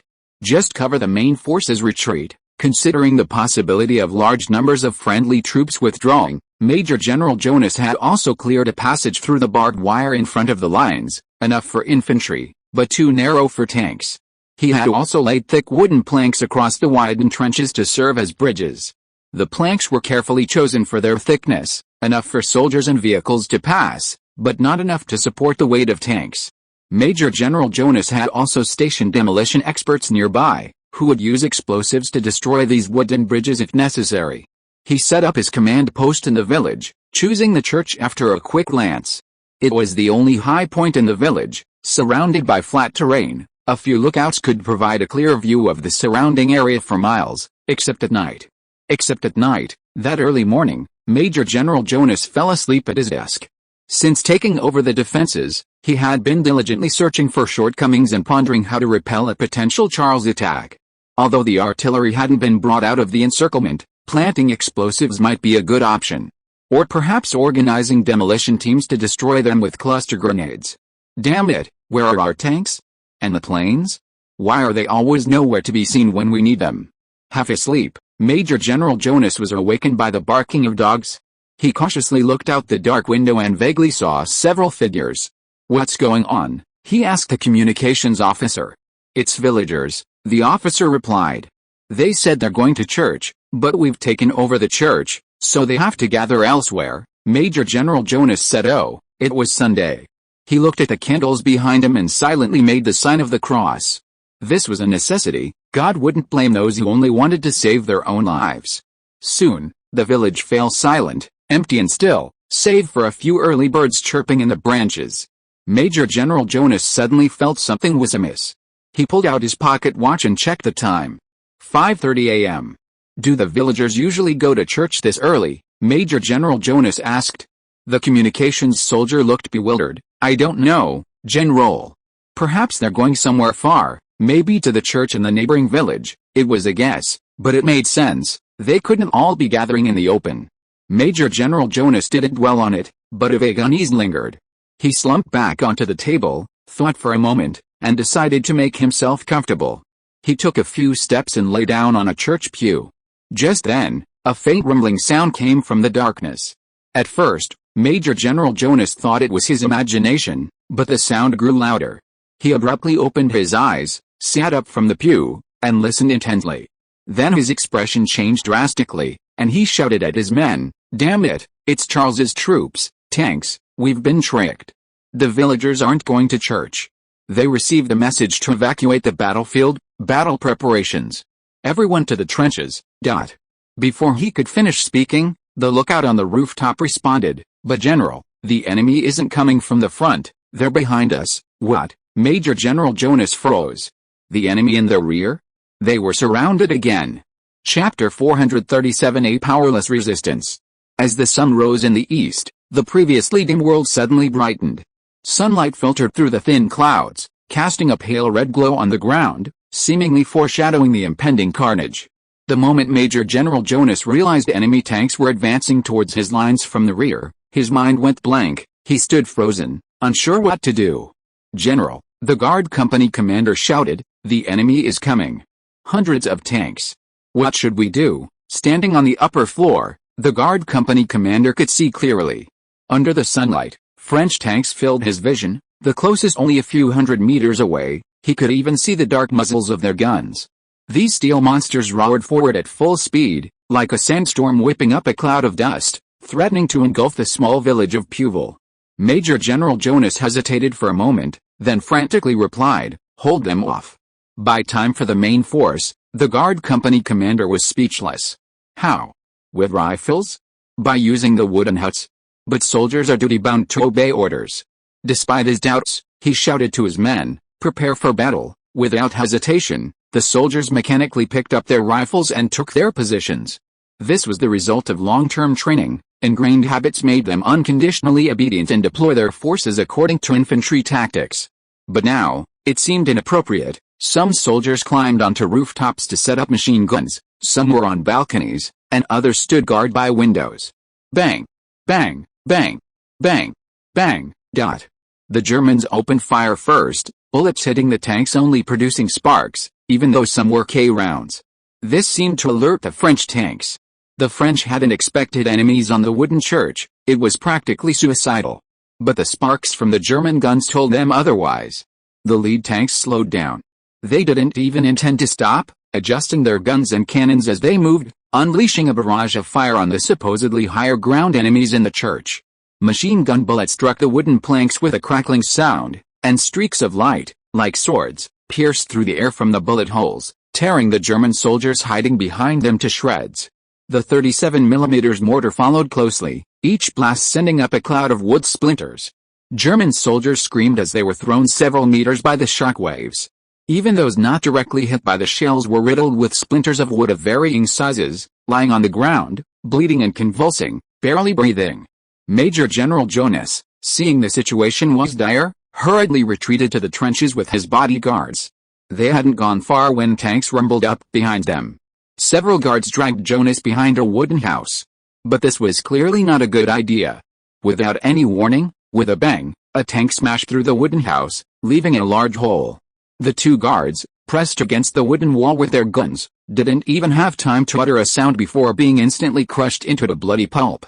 Blood and chunks of wood splattered to both sides, like a watermelon exploding and splashing onto Major General Jonas's face, warm and foul-smelling. Major General Jonas stared in disbelief at the two pools of flesh on the ground, indistinguishable from the soil, yet still bearing clear tread tracks. The remaining limbs, stretched out, still twitched at his sides. Major General Jonas was a seasoned veteran, renowned for his bravery and numerous battle achievements. But at this moment, he was terrified. He truly understood the insignificance of human strength, realizing that his troops and all the preparations were no match for machinery. It was all meaningless except death. "Surrender," Major General Jonas murmured, his voice trembling, his eyes filled with deep fear. What? The guard company commander could hardly believe that Major General Jonas had said such a thing. "Surrender," Major General Jonas raised his voice. Now, immediately, he just wanted to get rid of all this, the sooner the better. "Yes, General," the guard company commander responded, turning to his men and shouting, "Did you hear that? Surrender. Prepare the white flag." Immediately, quick-handed guards tore down a white tablecloth from inside the building, tied it to a broom, and waved it at the French troops. They were lucky. This time, Charles's order was to take prisoners. The reason was that there were too many enemies, and with the wounded, the estimated number was 30,000. Killing them all could cause a German backlash. In the later battles, the Germans would fight to the bitter end no matter how dire the situation, because they knew that surrendering was pointless. They were doomed anyway. The tanks continued to advance, ignoring the men with rifles raised above their heads, and drove towards the trenches. The armored vehicles behind them followed, the soldiers pointing machine guns and rifles at the Germans, their eyes filled with vigilance and threat, their index fingers on the triggers, ready to pull the trigger at any moment. Finally, Belgian partisans, some even villagers, followed. They were responsible for disarming the Germans and gathering the prisoners together. Meanwhile, the Germans in the trenches a few hundred meters away were unaware of what was happening. Some even mistook the approaching tanks for their own and waved excitedly. Soon, intelligence of the successful capture of Pavel village reached Charles's command. The results surprised Charles. Over 20,000 German soldiers surrendered, along with over 6,000 wounded and lightly wounded who couldn't be evacuated, a large amount of supplies, and a usable defensive line. Keep in mind, the force sent to Pavel consisted of only one armored regiment and one mechanized regiment, totaling just over 6,000 men, yet they so easily defeated several times their size. However, upon reflection, it seemed normal. War is never about troop numbers, but rather strength and strategy. On the other hand, the Germans in Pavel were perhaps worn down. Their previous successful breakout was a narrow escape, but their joy was short-lived as they were surrounded again and stabbed in the back by the French. Such dramatic ups and downs could easily have caused their morale to collapse. Tigeny, standing at the radio, excitedly asked Charles, "What should we do now?" "Let the partisans hold Pavel." The lack of infantry had always been a major concern for Charles, which was why only one armored regiment and one mechanized regiment were sent to such a crucial location as Pavel. Charles shook his head. The Germans might launch a fierce attack on Pavel, and the partisans, lacking combat experience and barely even basic training, wouldn't be able to withstand their advance. "Contact General Foch," Charles said. "Have him send reinforcements." Then Charles added, "Let them march without worry, our armored regiment will open a passage to meet them." Chapter 438, was it all part of Charles's scheme? Foch had been extremely busy these past few days. He had deployed not only the 9th Army, but also 2 additional divisions, but Mons was like a meat grinder. The troops were forced to retreat within days due to heavy casualties. After several days of fighting, not only had they failed to break through the German blockade, but they were also gradually driven out of Mons. Meanwhile, the Germans were rebuilding a new defensive line around the 9th Army. Foch stared blankly at the map, lost in thought. After a long while, he blurted out, "Perhaps Charles is right." "What?" Weigang didn't understand what Foch meant, but immediately connected it to Charles's request for the 9th Army to follow up with cars and trains. "No, General," Weigang replied, "that's irrelevant. We've already discussed it." "I know," Foch interrupted Weigang. "That kind of march is very dangerous and easily leads to enemy ambushes." Foch picked up a document and placed it on the table, saying, "But even if it's dangerous, even if we're ambushed, will this be the result?" Weigang was stunned. Those were the casualty reports from the attack on Mons over the past few days. The 9th Army had suffered over 20,000 casualties but made no progress, and was even in danger of being surrounded by the Germans because the 9th Army was deep in enemy territory. Before Weigang could answer, Foch added, "The key point is that after so many casualties, there has been no progress. We are stuck at the Mons line and unable to move. If we had used trains and trucks to advance, we might have been able to take it easily within an hour." Foch felt ashamed. He felt that he had ruined Charles's plan. Now the Germans were fleeing Mons in droves, while Charles's troops were in trouble due to lack of fuel and infantry. Thinking about it, Foch smiled self-deprecatingly. He was supposed to be the founder of French military theory, but in Charles's plan, he was more of a hindrance than a help. Just as he was blaming himself, a communications soldier stepped forward to report, "General, Charles is calling." Foch grunted in response but did not reach out to answer. Another inquiry about the attack, Foch thought. Perhaps out of guilt, or perhaps out of embarrassment, Foch dreaded receiving Charles's telegram, and dared not face it.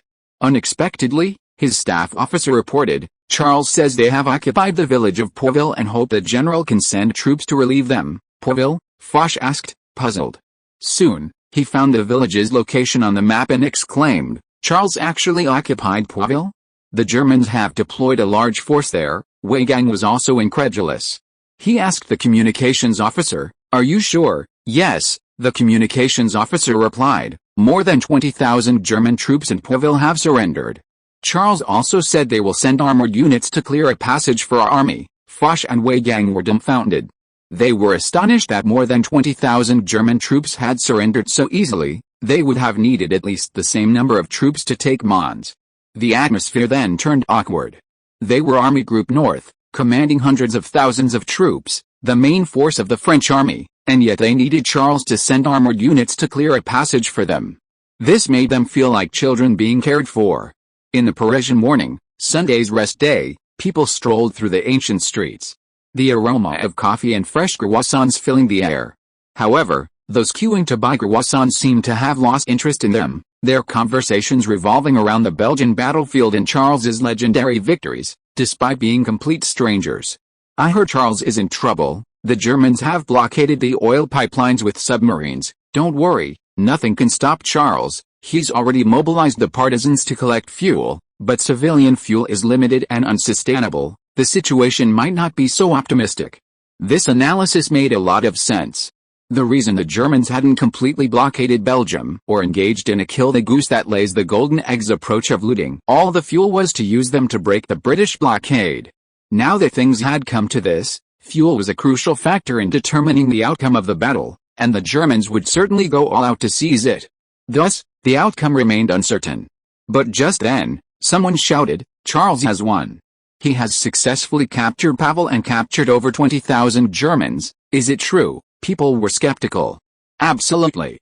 It's a victory report from the city's defense command. They're already printing more newspapers. The crowd erupted in cheers, smiles and joy spreading across every face, eyes filled with surprise and admiration. How did he do that?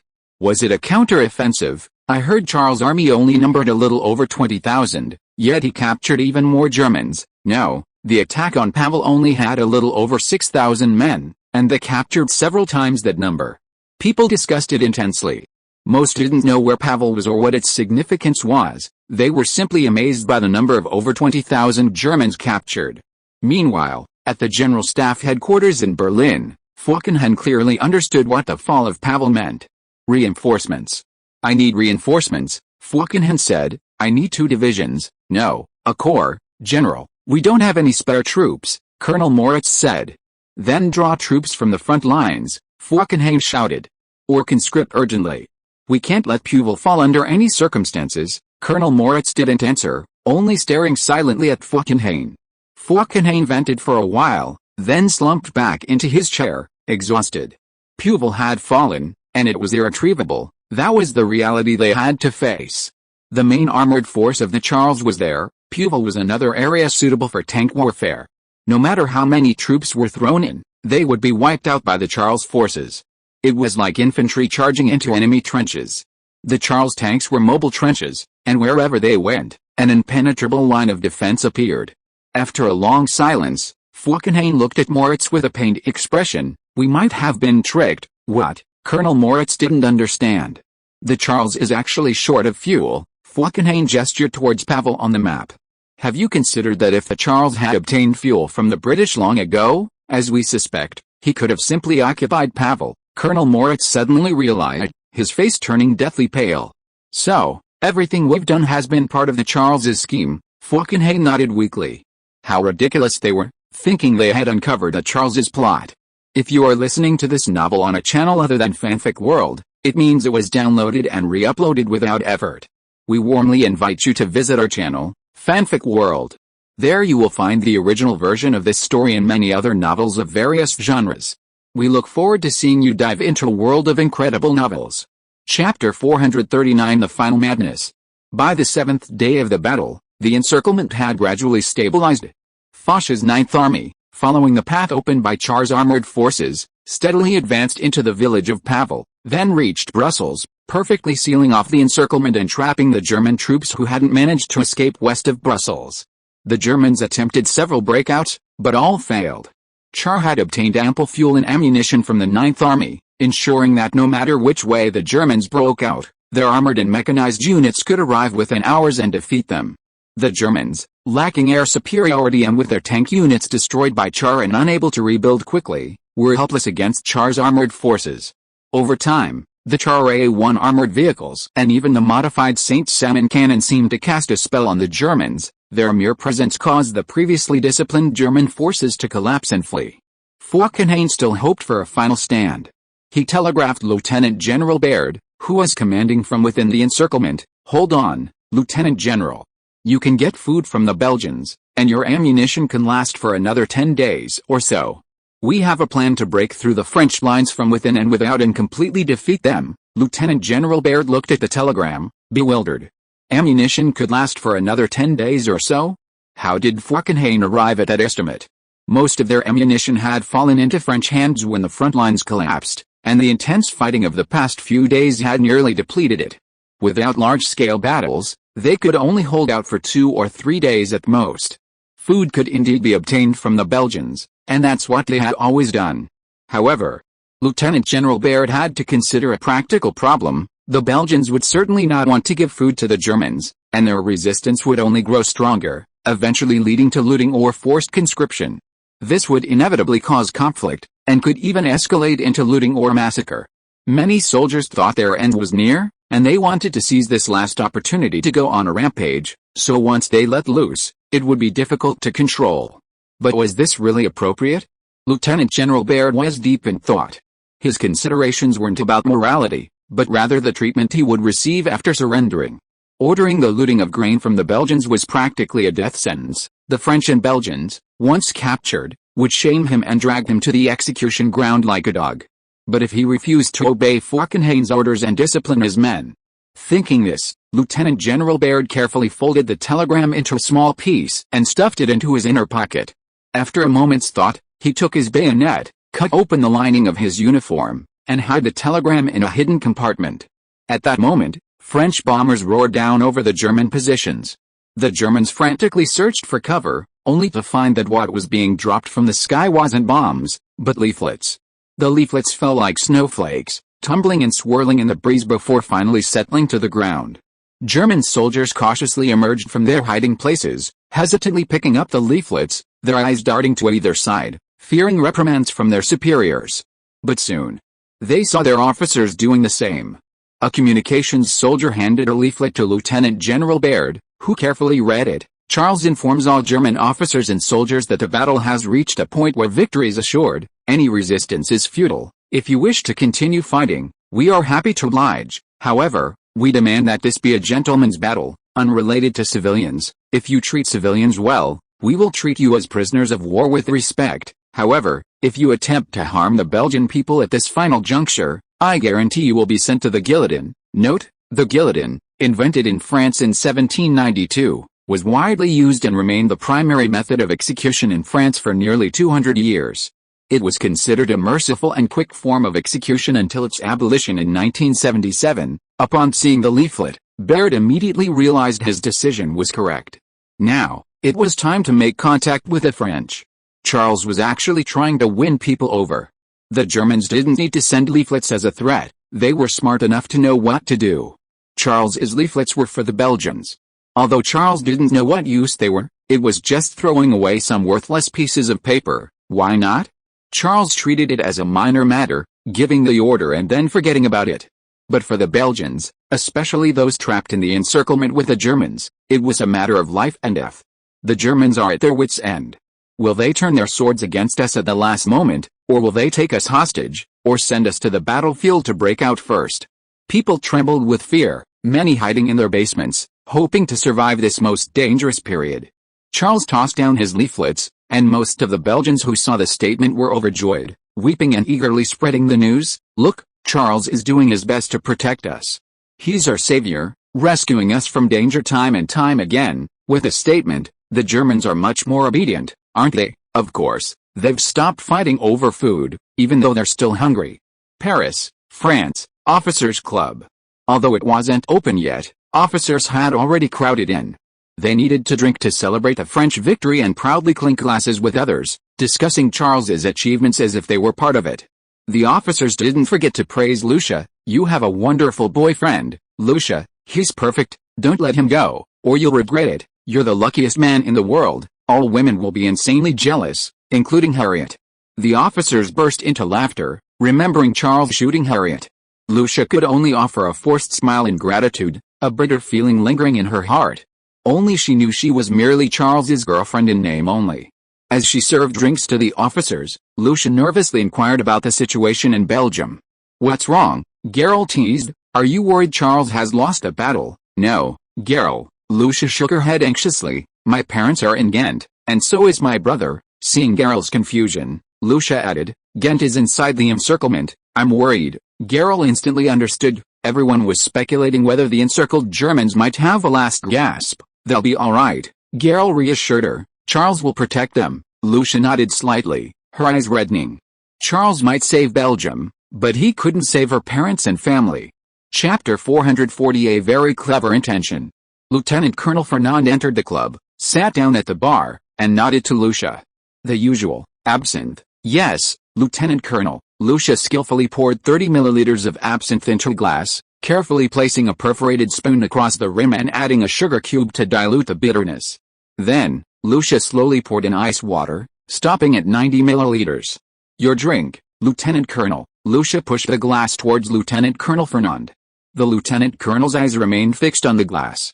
After receiving it, he eagerly took a sip, then let out a satisfied sigh of relief, as if a heavy burden had been lifted. Have you been busy lately? Lucia maintained a polite smile. You seem exhausted. Chatting with guests was a good habit. It not only brought more business to the club but was also Lucia's main source of intelligence. Busy, Lieutenant Colonel Fernand replied, no, not at all. Charles does everything. But you know what's more painful? General Gallieni is trying to find another Charles among us. Garrel, standing nearby, couldn't help but laugh. He'll be disappointed.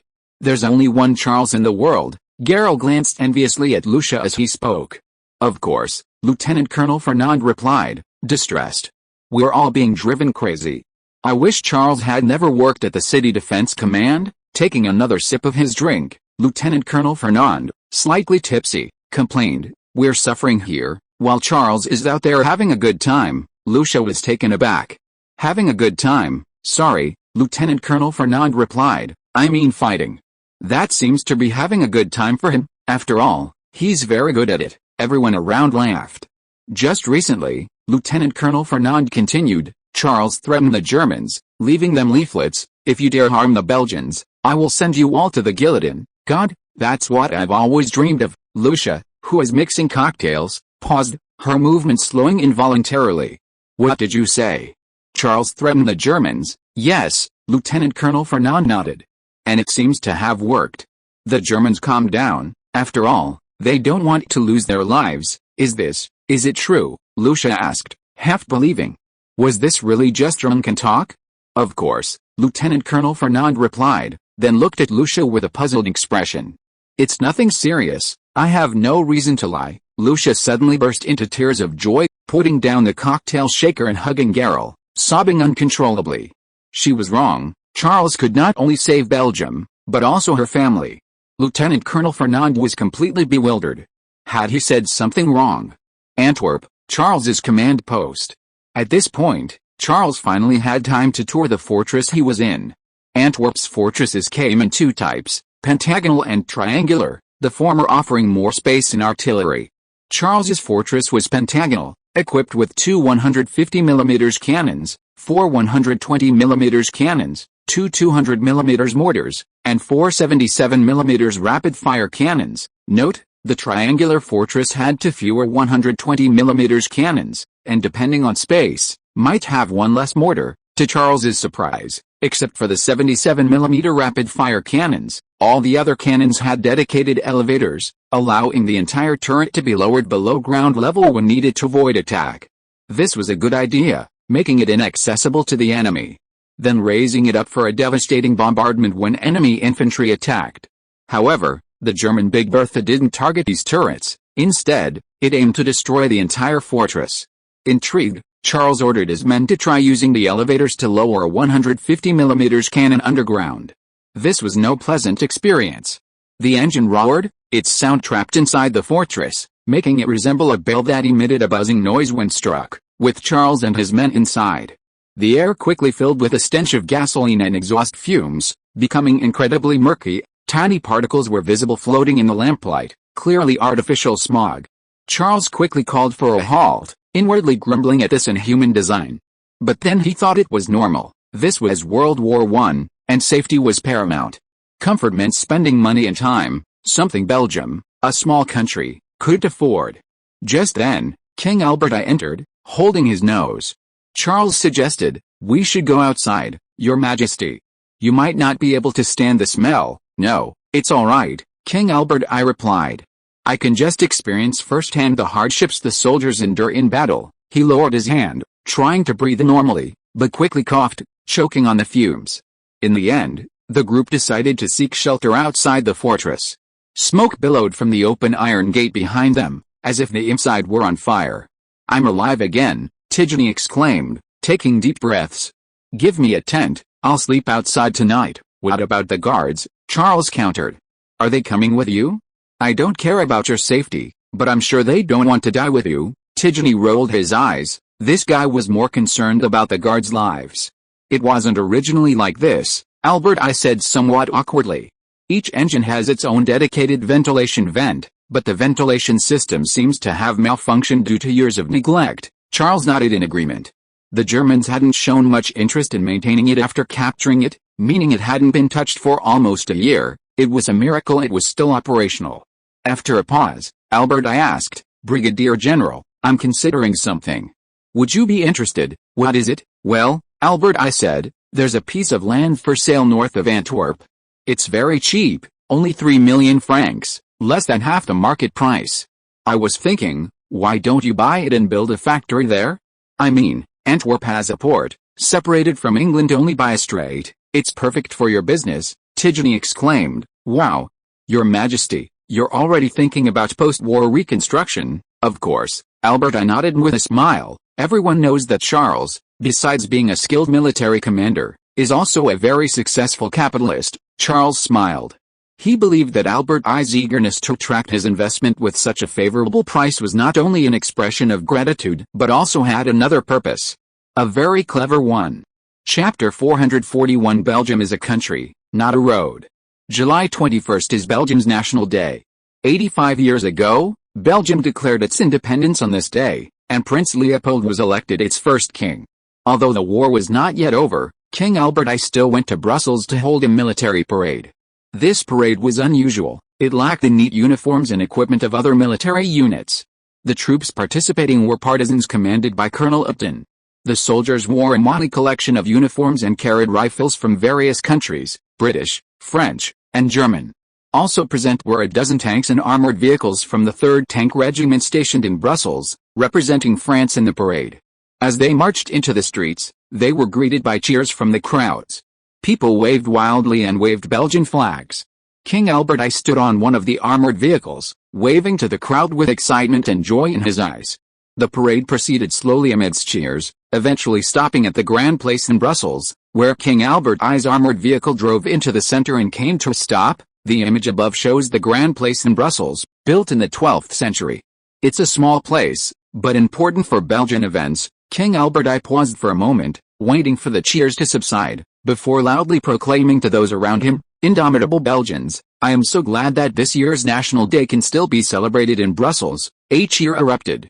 After the surroundings quieted down, King Albert I continued, "At this time last year, the Germans asked us if they could allow their troops to pass through. They said it was innocent passage. My answer was, Belgium is a country, not a road." Cheers erupted again, and people loudly agreed with King Albert I's reply. "I told them that we would defend our identity to the death, and that we would use our own strength to repel every attack from other powers. If we are destined to be reduced to dust, then let us be reduced to dust with honor, but Belgium will never yield." The crowd erupted in jubilation. Albert I's words perfectly encapsulated Belgium's situation during this period. Nearly a year had passed since Germany launched its war last August, and many had been pondering the question, is Belgium's action worthwhile? What is the point? Is it really necessary for a small country to participate in the struggle between great powers? Albert I gave a powerful response. Only through unyielding resistance could Belgium become a thorn in the side, even a small one, yet still capable of stinging the enemy who sought to invade it, thus making the enemy hesitate. This was the helplessness of a small nation, and the only thing they could do. Albert I didn't express excessive gratitude to Britain and France. He knew this was Belgium's reward for its previous efforts. They had done enough in the war and owed Britain and France nothing. But then he mentioned someone. "I thank Charles for his contributions to Belgium. This is the second time he has defeated the Germans in Antwerp. The Germans have been tripped up by him in the same place, twice." A burst of laughter erupted. "He is my friend, and a friend of Belgium. He didn't come this time because he was still fighting the Germans in Antwerp. He brought safety, freedom, and a great victory to Belgium. Therefore, I proudly declare that Charles will become a count, and the title will be hereditary." People cheered loudly, seemingly happy for Charles. Many shouted, "He deserves this honor. We support him. He saved Belgium. Belgium welcomes Charles." Charles was somewhat bewildered when he heard he had become a count. He knew the title had little practical significance. It was more of an honor. But it did bring Charles into the Belgian nobility, which would be beneficial in interpersonal relationships and business dealings. Recalling Albert I's talk yesterday about selling a piece of land in Antwerp to Charles at a low price, Charles felt it was essentially a fiefdom and a title, a way of trapping him in Antwerp. Charles was right. Although Belgium was on the verge of victory, Albert I remained uneasy. Belgium was a small country, with a total population of less than 7 million, but it was sandwiched between several major powers, Britain to the north across the sea, France to the west, and Germany to the east. Note, Belgium's population in 1900 was 6.13 million.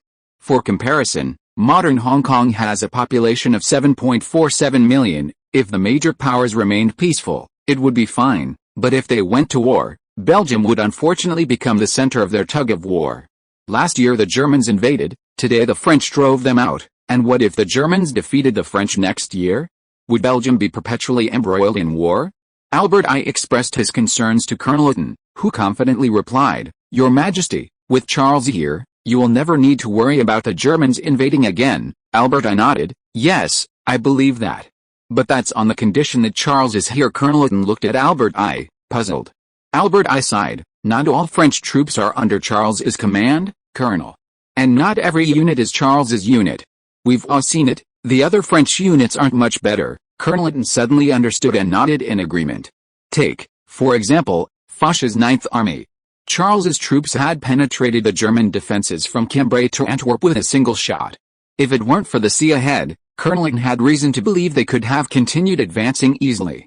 But Foch's Ninth Army, the elite force of Army Group North, and Foch himself considered a military genius of France, were still bogged down in Mons and unable to move, ultimately requiring Charles's troops to fight their way back to rescue them. So, was the French army truly the key? Or was it Charles and his troops? Colonel Lytton believed the latter.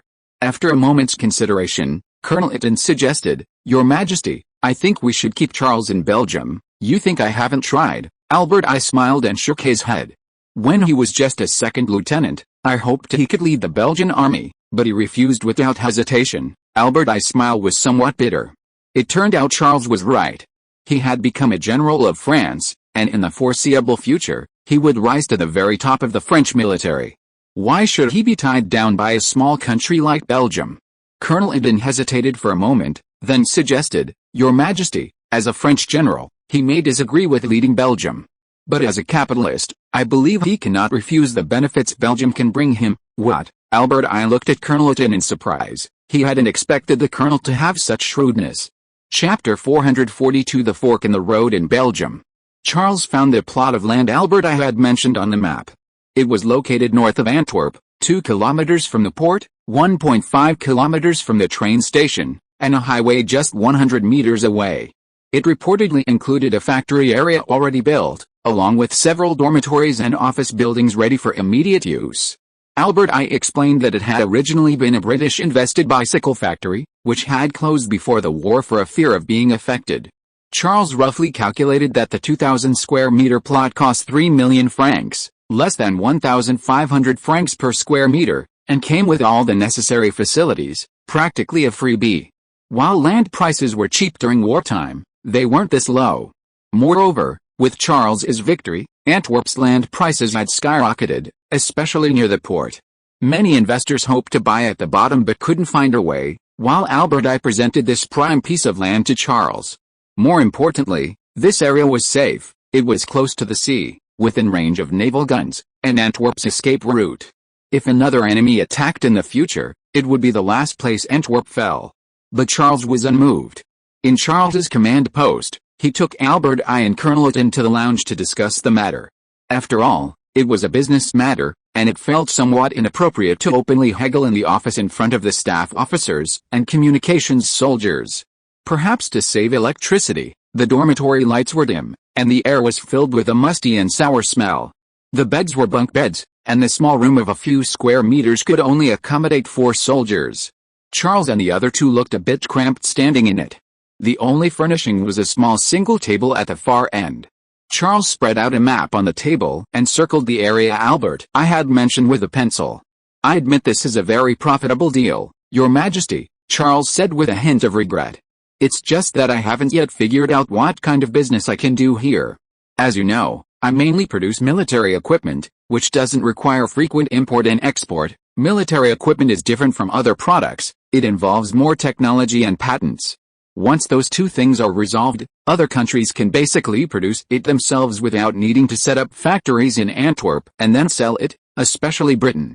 However, this was Charles's way of feigning weakness. He was carefully testing the waters. Albert I was taken aback, he hadn't considered this. But he immediately replied excitedly, "That's wonderful. We have a huge demand for military equipment, Brigadier General. I'm considering rebuilding the Belgian army and upgrading its equipment, not just firearms, but also artillery, and even tanks." This was a big deal, Charles thought, but he remained silent. He had to stay calm at this moment.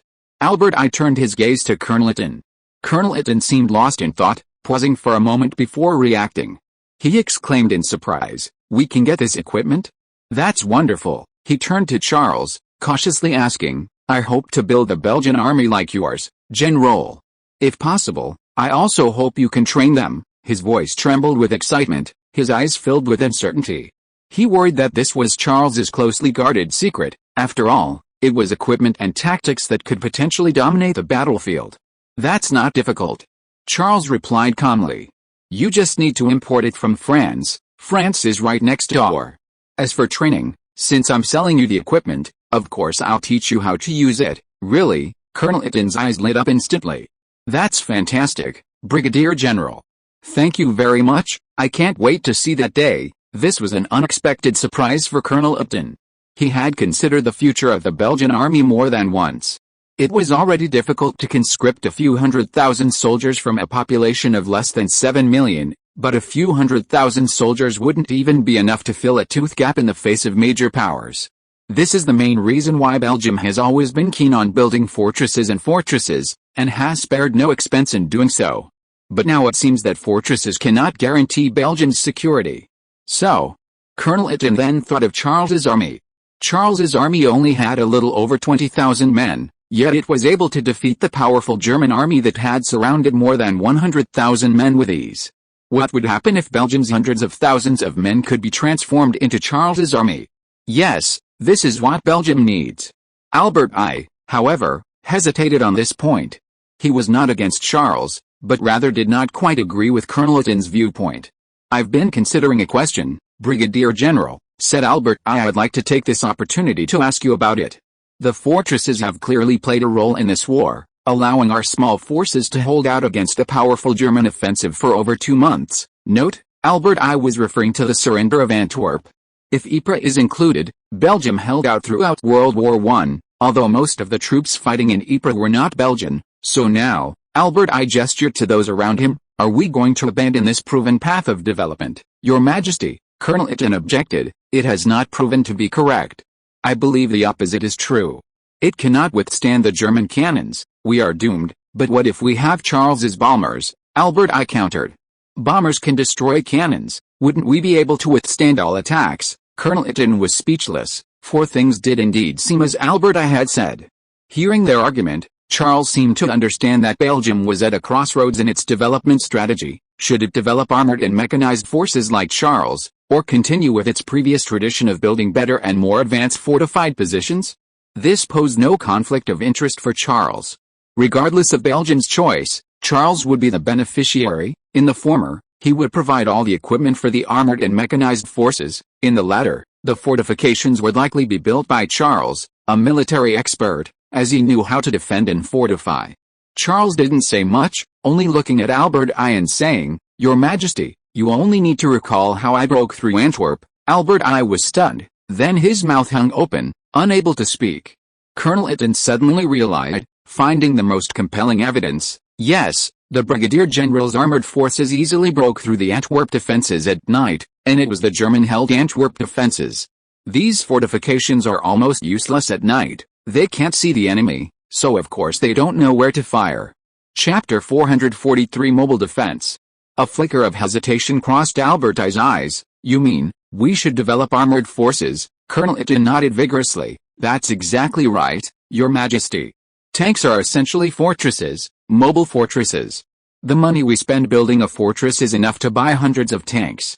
Fortresses can only stay in one place waiting for the enemy to attack, while tanks can move around and play unexpected roles, just like the Brigadier General did." Charles was somewhat surprised by Colonel Eaton's words. Most of what he said was correct. In a time when everyone was obsessed with digging trenches and advocating defense, Colonel Eaton's ideas about mobile warfare were truly valuable. But Charles countered, "No, Colonel, tanks can't always be mobile. They have to stop eventually. Besides, fuel and logistics are their biggest weaknesses. This time we almost failed because of that." Colonel Eaton paused, realizing he hadn't considered this. Upon further reflection, He felt Charles was right. The enemy didn't need to attack the tank formations, only Belgium's fuel depots. If tanks are used to protect fuel depots, then the tanks lose their mobility and maneuverability, as they will be tied to the fuel depots and unable to go anywhere. Albert I frowned. Then, we need a place to protect the fuel depots. Then Albert I's eyes lit up. I understand, Brigadier General. You mean we need both armored forces and fortifications? Charles nodded. Fortifications can serve as strong points, providing security for tanks, fuel depots, and maintenance, while tanks can maneuver between several strong points. They will act like invisible ropes, connecting the strong points to form a complete defensive system, capable of both offense and defense. Excellent idea, General. Colonel Itten looked at Charles in surprise. You have provided a very clear defensive plan, all in a single thought. Before this, Colonel Itten had only learned from Charles's tactics that tanks needed to be mobile, but he still had no clue how. Now, with Charles's explanation, the previously vague concept gradually took shape in his mind. Albert I hesitated before asking, could you be more specific? Charles laid out a map of Belgium in front of them, pointing to several points, and said, we can use Antwerp, Leuven, Namur, Liège, and other easily defensible areas as a foundation to build this system, invisible on the surface but practically existing. Colonel Eden nodded slightly. Being invisible makes it difficult for the enemy to obtain more information and launch targeted attacks. They'll only realize its existence after suffering losses. Indeed, Charles nodded. This is the flaw of passive defense. With fortifications that are already in place, as long as the enemy's intelligence work is thorough enough and they are willing to spend more time preparing, they will definitely find weaknesses in the defense, because no wall is completely impenetrable. But with mobile defense, which the enemy cannot see and is flexible and unpredictable, it is impossible to predict or prepare for. The image above shows Belgium's defensive system built between World War I and World War II. I apologize for not being able to find a Chinese version. It is roughly divided into 5 parts: East, West, South, North, and Central. The East is the Liège fortress, the West is Ghent, the South is the Namur fortress, the North is Antwerp, and the Central is Leuven. Albert I listened to Charles's analysis, his eyes fixed on the map, both surprised and delighted. Charles, known as the Mars of France, had casually provided such a brilliant and mature plan. It cleverly utilized Belgium's existing fortresses, saving money while incorporating modern equipment and modern combat thinking, making it both offensive and defensive, flexible and adaptable. I was right about him. I must tie his interests to Belgium's at all costs. What Albert I didn't know was that Charles's plan was not casual. This was essentially Belgium's defensive system for the next few decades, the difference being that Belgium used trenches, machine guns, bunkers, anti-tank fortifications, and other fortifications to connect these strong points. Belgium even converted an artificial canal into an anti-tank ditch. The image above shows the converted Albert Canal, stretching 160 kilometers from Antwerp to the Meuse River. It averages 60 meters wide and 5 meters deep, with an average elevation of 65 meters on the east bank. Unfortunately, these measures proved ineffective. Belgium made the same mistake as France. Their defenses were too passive, relying entirely on these fortifications and neglecting the development of their army. As a result, the Germans easily breached these seemingly impregnable lines by dropping paratroopers behind the defenses and launching a pincer attack. Charles's proposed solution eliminated these costly but ultimately ineffective fortifications, replacing them with mobile forces. If the Belgian army had been strengthened, they could have faced a relentless crushing defeat by armored and mechanized forces if the Germans had dropped paratroopers behind the lines again. Albert I, seemingly afraid he might forget, excitedly circled the points Charles had mentioned with a pencil, then nodded with satisfaction to Charles. I completely agree, Brigadier General. I wholeheartedly support you. With that, Albert I turned his gaze to Colonel Itten. Albert I didn't actually need Colonel Itten's consent. At this point, he had gained widespread support from the Belgian citizens for his dedicated efforts in the liberation of Belgium during the war, and his decisions almost represented the will of the Belgian people. However, Albert I knew that military affairs were not his forte, and Colonel Itten held real power, hence his seeking his opinion.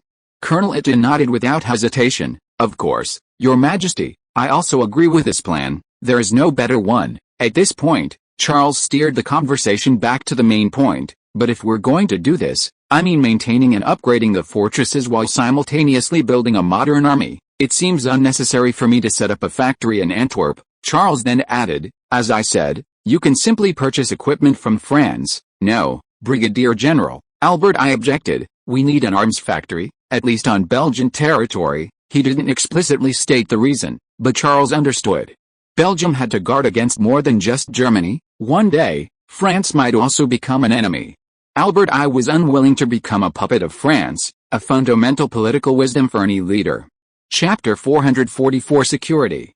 In London, England, the First Lord of the Admiralty stood by the window, his face ashen. His gaze was vacant, and the cigarette in his hand slowly billowed smoke, accumulating an ash about an inch wide, yet the First Lord of the Admiralty remained oblivious. That bastard. He had actually fooled the Germans with this method. Those German fools, I clearly told them the answer, but they insisted it was a lie. But the First Lord of the Admiralty's real concern wasn't this. Charles was undoubtedly on the path to victory. The encircled German army wouldn't hold out much longer. Surrender was only a matter of time. Now, the focus was on the division of spoils. Although Belgium hadn't been fully recaptured, the capture of Brussels and Antwerp held extraordinary significance. Albert I could begin rebuilding the Belgian army. Equipment was a huge deal, but it wasn't just about money, it was about control of Belgium. Whoever controlled Belgium's arms would control Belgium. It was Belgium's lifeline, capable of determining its survival in critical moments. The person who controlled it, without a doubt, was Charles. Because he led the army to defeat the Germans and liberate Belgium, and he was also an arms dealer, his equipment and tactics were invincible on the battlefield. Anyone who wasn't a fool would know that Charles was the best choice, and Albert I was no exception. But the First Lord of the Admiralty was still unwilling to give up. Britain was the leading power and couldn't just watch its influence disappear, especially since Belgium, so close at hand, was about to slip away and fall into the arms of another country, especially since that other country was France. At this moment, the cigarette had burned his fingers, and the First Lord of the Admiralty recoiled, quickly turning back to stub it out in the ashtray. At that moment, he suddenly made a decision. He had to try, no matter what. Albert I excitedly returned to his villa in Antwerp, clutching the defense plan Charles had provided. The villa was somewhat dilapidated. Before the war, it had been used by the Germans as their command post, and they had made a mess of it.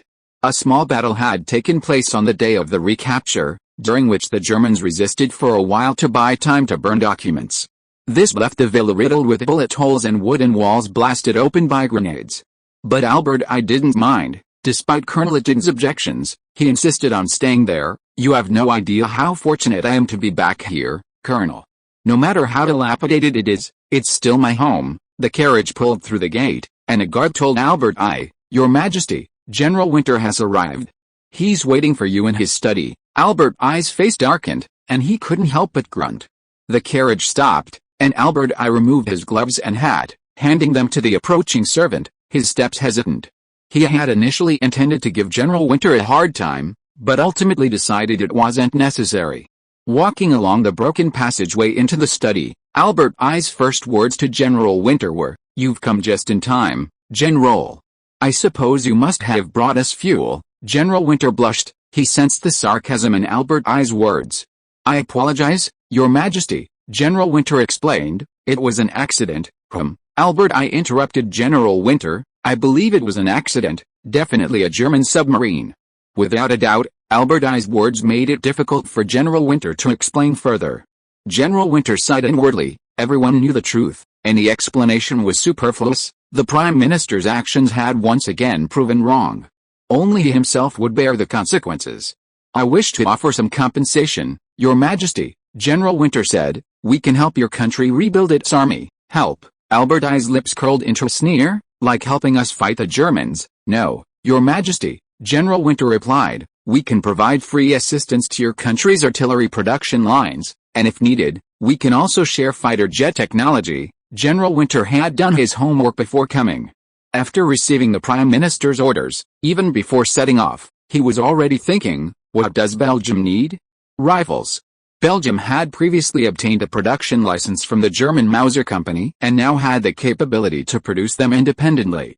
Machine guns. No one can compare to the Charles Saint-Etienne II, the king of light machine guns. Tanks. Britain is trying to produce its own tank based on the Charles A1, but of course, it can't compete with the Charles. The only thing that can give the Charles an advantage is artillery, since the Charles also produces 6-inch $26 howitzers from Britain. French artillery, on the other hand, either has insufficient production or its caliber is too small to meet current combat needs. Albert I laughed. That's interesting, General. I'd like to know, what makes you think I'll choose British equipment? What you can provide, the Charles can provide, Albert I thought, but what the Charles can provide, you may not have. General Winter didn't mince words, answering directly, because you need a balance of power, Your Majesty. A balance of power. Albert I narrowed his eyes. Then, as if suddenly realizing something, he said, you mean Belgium will be controlled by the Charles? General Winter nodded. Think about it. What would happen if all of Belgium's equipment, or rather, the vast majority of its equipment, were purchased from the Charles? One day, the Charles could simply tamper with his own arsenals or stop supplying Belgium, and Belgium would be utterly destroyed. You are a wise king, Your Majesty. I believe you can make the right judgment and decision. Albert I smiled and replied, I'm sorry, General. I may not trust Britain, nor France, but I trust the Charles. He wouldn't do such a thing. General Winter looked at Albert I with a puzzled expression. You shouldn't trust anyone, Your Majesty. This was not something a mature politician would say. In politics, there was only interest and no trust. I know what you mean, Albert I replied, but you are wrong. You think you can check the Charles by buying equipment from Britain, but it's not actually about the equipment. What? General Winter was even more confused. Security, General, Albert I said calmly, staring at General Winter. In this war, only Charles can guarantee Belgium's safety, neither Britain nor France can. He paused, then countered, then tell me, how can I counterbalance Charles? General Winter was stunned, he hadn't considered this. But Albert I's words were true, only Charles could defeat the Germans and guarantee Belgium's security. Chapter 445 Distinguishing between public and private interests. Albert I's actions stemmed precisely from Belgian interests and were also driven by political considerations. Albert I viewed Charles as a businessman and capitalist, whose primary motivation was profit, making him far more convenient and straightforward. Unlike Britain and France, who constantly sought to interfere in Belgian internal affairs and even control the country, Albert I faced only Charles, not a group of greedy and unscrupulous politicians from Britain and France. More importantly, Charles could easily order his troops to withdraw, plunging the newly reclaimed Belgian territories back into danger. This was something only Charles could accomplish, leaving Britain and France powerless. Therefore, even when General Winter offered generous terms, including the donation of an artillery production line, Albert I refused without hesitation. Later, Colonel Itten discussed this with Albert I, expressing some concern. As far as I know, Charles also purchased British artillery, and this type of artillery doesn't seem well suited for fortresses. Most of the artillery in Belgian fortresses was imported from Germany. Germany had used some cunning. The artillery exported to Belgium was an export version. The 150mm guns barely had a range of 10 kilometers, and the 120mm guns had a range almost identical to the French 75mm guns, only 8.5 kilometers. Therefore, replacing these artillery pieces was imperative if the defensive system Char had described was to be built. Colonel Itten had inquired about the data on the artillery Char was producing and knew that the 6-inch $26 howitzer had a range of only 10.4 kilometers. This is almost identical to the artillery we currently use, Your Majesty, Colonel Itten said. If we replace it with such artillery, it seems we don't really need it, but it's more powerful than our existing artillery, Albert I objected. Indeed, Your Majesty, Colonel Itten replied, but we use it in fortresses rather than attacking enemy positions, therefore, its range is more important than its power. Albert I fell silent. Colonel Itten was right. The greater function of fortresses was to keep enemy artillery out of range, thus range was more important. After some consideration, Albert I suddenly had a flash of inspiration. Why don't we add Saint-Chamond? Just like Charles said, we should have both offensive and defensive capabilities. This reminded Colonel Itten, who, after a moment's thought, agreed, you're right, Your Majesty. Saint-Chamond is an offensive artillery piece. It can perfectly complement stationary fortifications to strike invading enemy artillery. A very good idea, and so it was settled. Although Charles's artillery wasn't perfect, Albert I would do everything in his power to make it perfect. This was somewhat far-fetched, but Albert I believed it was necessary. He was protecting Charles's interests while also safeguarding Belgian interests. Furthermore, Albert I had decided that all Charles' products, whether civilian or military, would be exempt from taxation.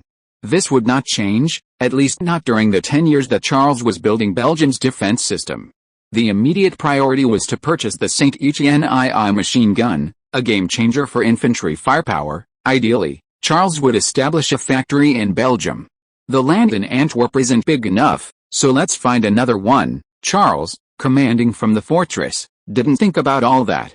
His focus remained solely on the immediate battle. He couldn't relax until the Germans surrendered. The biggest danger of the encirclement is night fighting, Charles analyzed, pointing to the map. Armored units are almost ineffective at night, Tigeny smiled.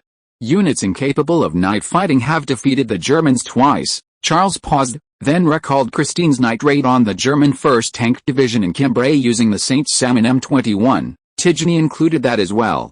Times have changed, General, Charles replied.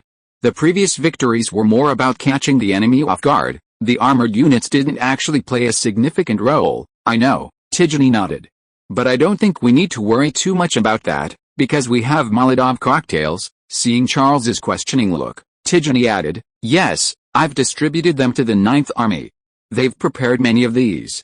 Do you know what will happen if the Germans launch a night attack? The Molotov cocktails will illuminate the attacking Germans, and they'll be riddled with bullets by our machine guns on the other side of the barbed wire. Oh, by the way, I heard General Foch also urgently replenished a batch of Saint Etienne II machine guns. It was my suggestion. You're welcome. Tigeny felt he had secured a deal for Charles, and a big one at that.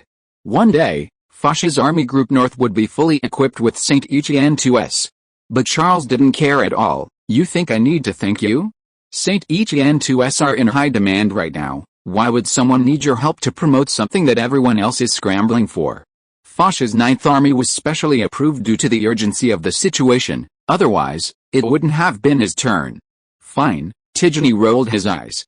Never mind, then Charles reminded him, have you considered something, General? Molotov cocktails are too simple. We can use them, the Germans can too, especially throwing them into the trenches. The damage would be even greater. If there are many more Molotov cocktails in the trenches, Tigeny's smile faltered, and he immediately nodded. I'll call Lieutenant General Savinian right away. Charles grunted in agreement and turned his gaze back to the map. He believed that as long as the 9th Army was prepared, the encirclement was basically no problem. The Germans' biggest predicament was that even if they successfully broke out, they wouldn't be able to get very far overnight. At daybreak, they would be caught by armored forces in open areas, followed by a massacre. At this moment, a guard stepped forward and reported, Brigadier General, General Winter wants to see you. Charles was stunned. Shouldn't he be hiding far away after doing something wrong? He actually came to him. After letting General Winter in, Charles's first question was, are you here to apologize? Apologize? No, Commodore, General Winter replied nonchalantly, I'm just visiting a friend.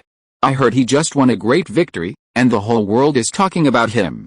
I'm proud of him. Charles chuckled, you're quite adept at shamelessness as well. That's because I know I haven't done anything wrong, Commodore. General Winter surveyed the fortress's surroundings, then unceremoniously dragged a chair over and sat down opposite Charles. I'm British, and I have to consider Britain's interests from its perspective. This has nothing to do with our friendship. We must separate public and private matters.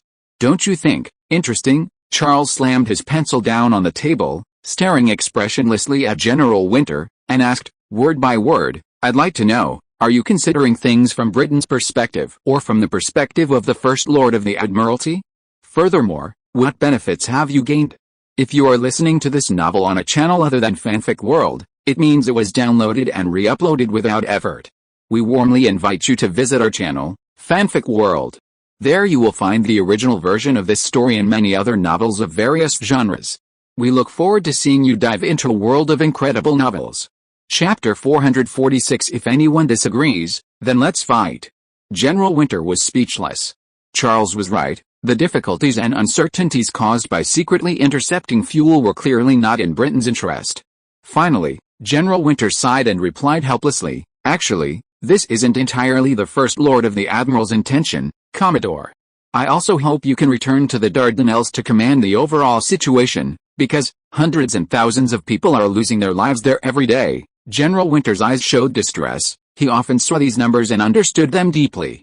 You should say that to the First Lord of the Admiral, Charles replied. What? General Winter didn't understand Charles's meaning.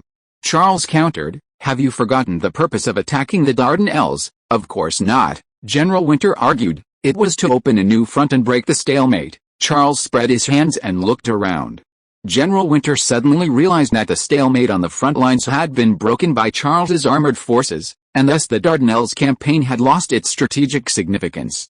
The battle at Gallipoli has devolved into trench warfare, reaching another stalemate, Charles continued.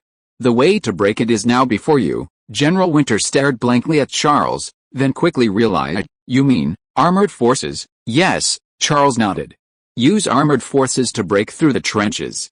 But have you considered the difficulties of deploying armored forces in Gallipoli? General Winter shook his head slightly. As a naval officer, he had no idea.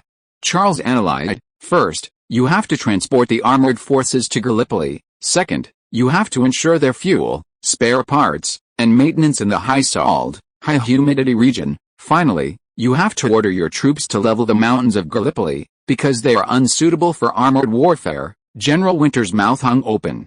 This was impossible and unnecessary. It would be much easier to achieve a greater victory on the main battlefield than to go through such a painstaking effort to win at Gallipoli. No one would be so foolish as to choose the difficult path over the easy one. This is the Prime Minister's insistence, understand, Charles stated bluntly. The fighting at Gallipoli was no longer necessary, but the Prime Minister refuses to admit it for personal gain. Therefore, you should go to the Prime Minister and tell him these casualty figures, but he won't care. General Winter's face paled. He understood the Prime Minister. The soldiers on the front lines were no different from ants in his eyes. But others will, Charles reminded him. General Winter understood. Charles meant to use public power to remove the Prime Minister from the command structure, including the Dardanelles Commission. Charles emphasized finally, this has nothing to do with me. What you do is your business. I only hope you won't try to turn the tide in the Dardanelles again. I won't do something so foolish. General Winter tacitly agreed with Charles. It was indeed foolish, like forcing Charles to abandon the watermelon in front of him and run to the Dardanelles, thousands of miles away, to pick up a sesame seed, and he might not even succeed. But it was such a simple truth, yet he, caught on the middle, only understood it now. At that moment, a cheer erupted from the communications room. A communications soldier ran to Charles, excitedly reporting. General, the Germans have sent staff officers to negotiate with us. They want to surrender. Charles shrugged at General Winter, indicating that this was exactly what he needed to do. General Winter nodded, I know what to do. The news of the Germans' impending surrender spread throughout Antwerp instantly, and everyone cheered. Belgians flooded the streets to celebrate, many playing instruments and dancing in the streets. Soldiers climbed out of fortresses and trenches, embracing each other as if the war was over. All telephones and telegraphs were busy, both military and civilian, as people did everything possible to deliver the news of victory to everyone they could reach. Soon, the news reached Paris, and the people of Paris were also in a frenzy. Although the victory was already a foregone conclusion, its arrival still filled people with excitement. They praised Charles, showering him with effusive compliments. Charles is the best. France is fortunate to have another Napoleon. I don't think even Napoleon achieved this. He single-handedly changed the world. Yes, it shattered the myth of trench warfare's invincibility. Everyone thought future battles would stop at digging trenches. He created a miracle. Lucia's eyes welled with tears. After much difficulty, she had learned that her family was safe, and now she heard that the Germans were preparing to surrender. This meant there would be no last hurrah, and she could finally rest easy. Camille wept with joy amidst the neighbors' blessings. She finally believed that Charles could defeat a dozen Germans with a single French soldier. She felt deeply proud. Charles actually possessed such magic. Those Germans had recently driven the Anglo-French forces into retreat, even advancing towards Paris, but they had fallen to Charles. Joka, who had some military knowledge, sighed inwardly. Whose talent did Charles inherit? Camille's, or mine? Clearly, it was neither. It was his own. But this talent seemed to have exaggerated to a terrifying degree. However, some discordant voices still emerged. The newly appointed British First Lord of the Admiralty, Balfour, stepped forward, issuing a righteous statement. We acknowledge that Charles performed exceptionally well in this battle, But this victory is inseparable from the perseverance of the Anglo-French forces on the defensive lines. They fought on the front lines for nearly a year, sacrificing tens of thousands. Therefore, I believe that the commander-in-chief of the Allied forces should go to accept the surrender. At this time, Joffre was concurrently serving as commander-in-chief of the Allied forces. The British intention was quite clear. They knew of the discord between Joffre and Charles and were trying to use this opportunity to create conflict between the two, or even ignite a fuse. Joffre's side did not respond, seemingly acquiescing. Just as when a reporter asked him who deserved credit after the victory at the Battle of Paris and Galligny, he replied, "I don't know whose credit it is. I only know that if we had failed, people would have thought it was my fault." He cleverly linked responsibility and credit, thus stealing the fruits of Galligny's victory. Charles remained silent. It was inappropriate for him to speak out, otherwise it would be denying the contributions of the soldiers on the front lines, even though the French people were indignant on Charles's behalf. At this moment, the German commander, Lieutenant General Baird, spoke up. "We only surrender to Charles. If anyone disagrees, then let's fight." Chapter 447, Making a big deal out of nothing. The person who reacted most strongly to this was Albert I. When he heard the news that the Germans were about to surrender, he jumped out of bed from his afternoon nap. The usually image-conscious man ran outside in his pajamas, shouting to his entourage and the workers filing in the bullet holes and craters, "We've won. The Germans have surrendered. Long live Belgium." His entourage and workers stopped what they were doing and joined in the cheers. The news quickly spread, and the entire manor erupted in jubilation. Albert I couldn't contain his excitement. He excitedly grabbed a maid and spun her around several times, even though she accidentally stepped on his feet a few times, but he felt no pain. Then, he suddenly dropped the maid and rushed to the communications room, ordering, "Pass this message on to everyone immediately." "Everyone?" "Yes, Your Majesty," the communications officer replied excitedly. Albert I considered opening a bottle of champagne to celebrate, but then remembered something, turned and ran to the dressing room. Once inside, he quickly turned back and poked his head out, ordering his attendants outside, "Prepare the carriage. I'm going to the fortress." "Yes, Your Majesty." Albert I quickly changed his clothes, muttering to himself, "Such an occasion can't be without Charles. Without him, there would be no victory today, and the celebration would be without its protagonist. A celebration without its protagonist is, of course, not a celebration." After quickly changing, he picked out a top hat and a cane, and Albert I walked briskly down the stairs through the passageway. Before he even left, Colonel Iton entered from outside. "Your Majesty, I have something to report to you." Colonel Iton's expression was somewhat grim. Albert I, oblivious to his own elation, was blinded by the joy of victory. He hurried toward the carriage waiting at the door, excitedly interrupting Colonel Iton. "I know, the Germans are surrendering. I heard, Colonel. You've come at the perfect time. Let's go see Charles and celebrate." Colonel Iton could only catch up from behind. "No, Your Majesty," Colonel Iton said indignantly, "it's something else. They intend to have Joffre accept the German surrender." Albert I, about to mount the carriage, suddenly froze, nearly falling, but Colonel Iton rushed forward to steady him. Before he could even steady himself, Albert I turned to Colonel Iton, his face filled with disbelief. "What did you say? Is this true?" Colonel Iton nodded. "It was proposed by the new British First Lord of the Admiralty, Balfour. He said this victory was achieved after immense sacrifices by the British and French soldiers, and therefore the Allied commander-in-chief should accept the surrender." Albert I's face darkened, and he asked coldly, "And Joffre? What did he say?" Joffre, who had accomplished nothing, should have declined the offer. This would have demonstrated his magnanimity and defused the awkward situation. There's a saying, one should not accept a reward without merit. If Joffre were to accept the surrender, could he bear the strange looks from others? But Albert I underestimated Joffre. Colonel Iton replied, "Joffre has not responded, at least not yet. I think he intends to pretend he doesn't know." In this situation, pretending not to know meant tacitly accepting Balfour's statement. "Shameless," Albert I roared in fury. "These bastards. They blatantly stole the fruits of Charles's victory, using the casualties of frontline soldiers as an excuse." "Your Majesty," Colonel Iton cautioned, "the implications are far more complex than they appear." "What do you mean?" Albert I looked at Colonel Iton with suspicion. Colonel Iton leaned closer and lowered his voice. "Charles achieved such great merit, yet the honor belongs to others. Then what's the point of Charles doing all this? Will Charles think, since that's the case, let Joffre be stationed in Belgium to reclaim the remaining lands? Albert I was horrified, frozen in place for a long time, unable to process the worst news he had ever heard. Although Charles's incursion had been a great success in recapturing the capital, Brussels, only about a third of the land had been recovered.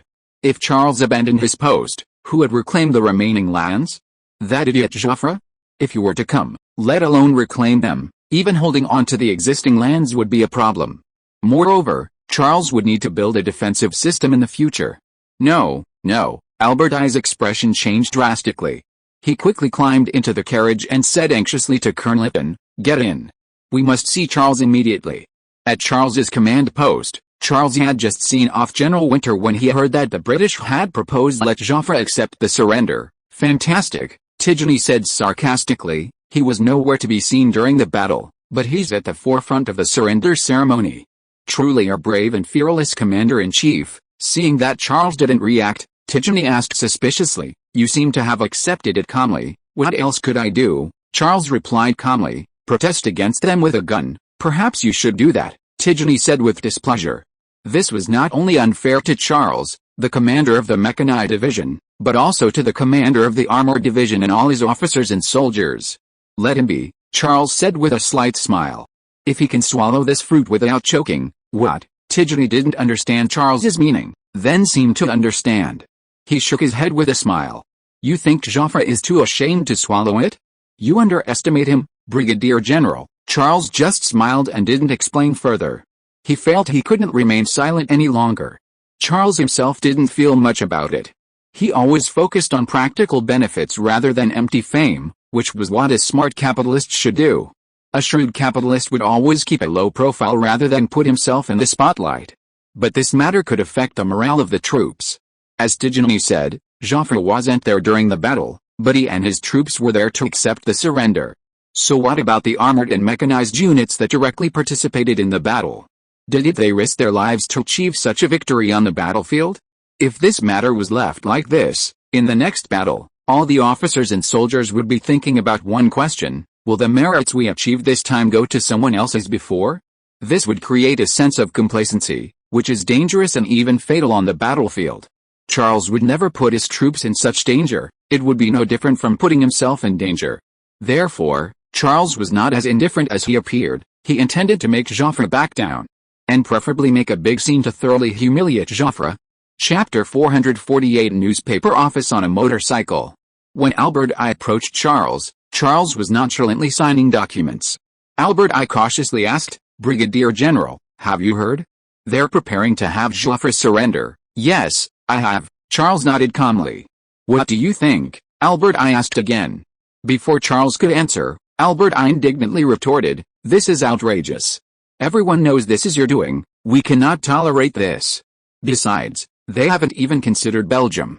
Aren't we the ones who truly have a say?" Albert I's words were not unreasonable. Although the war was fought by the Anglo-French Allied forces, the battlefield was Belgium. From the perspective of respecting national territorial sovereignty, Albert I's opinion should be sought no matter what. Then Albert I assured Charles, "Don't worry, Brigadier General. I'll go to Paris immediately to show them Belgium's position." "That won't do any good, Your Majesty." Charles continued signing the documents. "They're not afraid of you." Albert I nodded dejectedly. He had virtually no say at this point, a fact already proven. "It's nothing, Your Majesty." Charles paused, looking up at Albert I and Colonel Lytton. His tone relaxed. "I'm just worried that Joffre might use this as leverage to transfer my troops.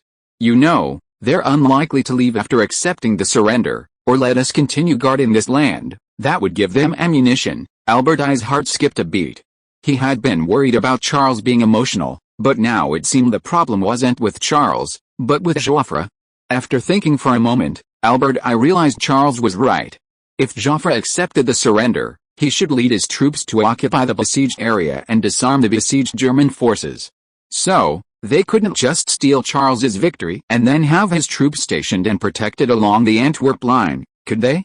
Would they sell him out and expect him to count the money for them? The media's criticism and the people's anger would drown Joffre. Albert I glanced at Colonel Lytton. Colonel Lytton nodded slightly, a flicker of fear in his eyes. Colonel Itten hadn't considered this either. It seemed things were far more serious than they had imagined. This wasn't something that could be solved by trying to persuade Charles or by offering him benefits. But please rest assured, Charles said with a confident smile, Belgium will be fine. One day, when Joffre's troops can't hold out, they will still recall me and my troops, just like with the Dardanelles. They always want to recall me now. Mentioning the Dardanelles made Albert I swallow hard. Anyone with eyes could see that the Dardanelles was beyond saving, yet Charles was insisting on not returning. Would Charles one day refuse to return to Belgium because of fighting elsewhere? Charles seemed to see through Albert I's thoughts. No, I will return, I promise. You and your people are my friends. I will not forget that. In this battle, I saw the power of the Belgian citizens united. Without your support, we could not have achieved this victory. To be honest, I think the guerrillas and the Belgian people should be part of the surrender process, but unfortunately they don't think so. Albert I nodded repeatedly, moved. After leaving Charles's command post, Colonel Itten remained silent. He knew the situation in Belgium. Although the guerrilla force was enormous, now numbering over 200,000, it was mostly militia. And a significant portion of them had come for Charles. This was Charles's cohesion. They were his fans, they believed in his leadership, and they believed they could achieve victory under his command. If it were Joffre instead, the guerrillas would likely collapse, and the current favorable situation would instantly vanish or even worsen. We cannot let this happen, Colonel Itten said. Absolutely not. I know what to do, Albert I replied. What? Colonel Itten looked at Albert I, puzzled. We can mobilize everyone against Joffre, Albert I answered. There are also newspapers, and Belgians in France and England, distributing leaflets, giving speeches, or writing scathing articles in their newspapers. Albert I had only just thought of this. He had been pondering Charles's words over and over in the carriage. They are not afraid of you. Then what were they afraid of? Public opinion, popular opposition, and the media's condemnation. And Charles was right. The Belgian people had also contributed significantly to the victory in this battle. If Joffre were to take away the fruits of victory, it would be a huge blow to the morale of the Belgian people. Therefore, all Belgians should be mobilized to resist this unreasonable action. Colonel Itten considered for a moment and then nodded. That sounds like a good idea, Your Majesty. We should indeed do this, not only to fight for the rights of the Charles, but also to help ourselves. And so, the Belgians were quickly organized. The Belgian newspaper Patriot published an article on its front page the next day, titled We Defeated the Enemy, but are about to be defeated by our own allies. The article, written in sharp language, states, the Allied forces certainly suffered losses, but war is never about who gains more merit by sacrificing more. It's about who defeats the enemy so that the army and the people no longer need to sacrifice. From this perspective, Charles was the Allied forces' savior, the rescuer of France and Belgium, the savior of the people. Yet some believe his merit is insufficient to accept the German surrender. Those who believe surrender should be accepted are those whom Charles rescued from the suffering of war. Did Charles rescue them, or did they rescue Charles? Even more perplexing is the connection between the sacrifices and contributions of the frontline soldiers and Joffre. Is simply sending soldiers to charge into battle and inflicting heavy casualties considered merit? The Patriot was founded in 1884 and published in Brussels. After the outbreak of World War I and the occupation of much of Belgium, it did not choose to withdraw from Belgium but instead went underground, continuing to call on people to rise up and fight against the German occupying forces. To evade German searches and raids, they constantly moved around on motorcycles, earning them the nickname the newspaper on motorcycles. At the time, it was the absolute authority in Belgium, and its articles immediately generated a strong response. With the guidance of King Albert I and Colonel Itten, it quickly became a sensation, sweeping across the entire European continent. Chapter 449 Public Opinion Offensive. The Belgians, living under wartime conditions, were united. Some even traveled to Paris to hand out leaflets. Look! We cannot let true heroes be forgotten. It was Charles who defeated the Germans and saved Belgium. Only he can represent the Allies in accepting the German surrender. Charles also saved France, and many other soldiers. We will not yield to power and backroom deals. We seek the truth. The Belgians were clever, or perhaps this was Albert I's tactic, learned from the British. Balfour's statement aimed to establish a moral high ground and use frontline soldiers to support Joffre, but this Belgian propaganda easily led people to suspect a possible inside deal between Balfour and Joffre. The truth was unimportant. What mattered was how people would interpret it. The British were masters of this, for example, by publishing stories in newspapers about German cannibalism or the laying of mines against civilian ships. Note, this was indeed the British propaganda during World War I. The former is an unverified popular rumor. As for the latter, the vast majority of those mines were British. They used a large number of mines to blockade the German Navy, and inevitably some mines were broken by the waves and drifted randomly into the sea. They occasionally sank civilian ships. But the mines were already in fragments, and no one could deny that they were laid by the Germans, nor would anyone bother to find evidence. Unexpectedly, a boomerang has now struck the British themselves. The French felt guilty towards the Belgians who were speaking out for Charles. Charles was French, yet he needed the Belgians to speak for him, and the truth was so clear and obvious. Therefore, the French military and civilians quickly organized demonstrations, with the soldiers strongly opposing the use of them to morally blackmail Charles. We support Charles accepting the surrender on behalf of the Allies. Whoever defeated the Germans should accept the surrender. Don't try to put us against Charles. We are his staunch supporters. Public opinion continued to ferment, and the public's anger became uncontrollable. If Joffre were wise enough, he should have chosen to relinquish the position at this point. He could have simply voiced his support for Charles's surrender, and since he wasn't the one who proposed it, his prestige wouldn't have been affected. He might even have gained a reputation for being magnanimous and sensible. However, Joffre was unwilling to give up any potential fame or fortune. He still tried to struggle to see if he could reverse public opinion.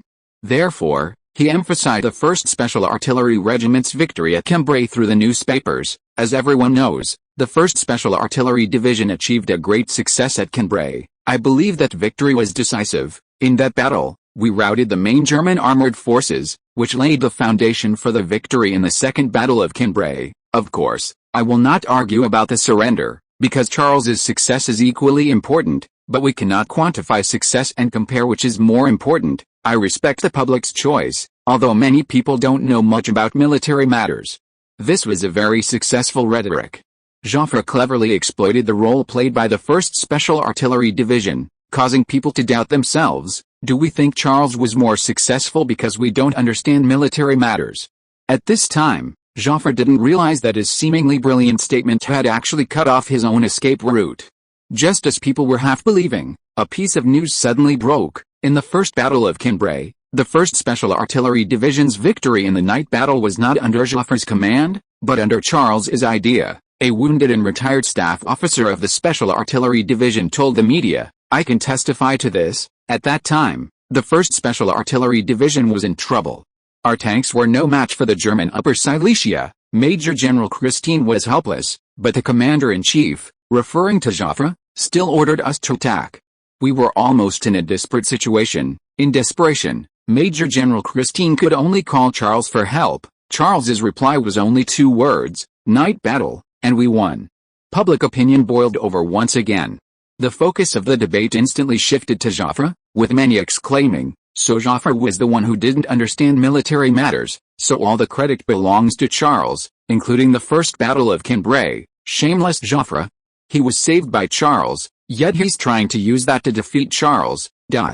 Joffre was arguably innocent in this regard. He didn't know that the 1st Special Artillery Division's victory was due to Charles's help. Christine hadn't told him. He angrily summoned Christine, and after receiving confirmation, he berated her. Christine stood meekly before Joffre, but a barely perceptible smile flickered in her eyes. The staff officer who spoke to the media was acting on his orders. "General, now we," Carnes asked Joffre with a troubled expression. Joffre frowned and remained silent. He didn't know what to do either, caught in a dilemma.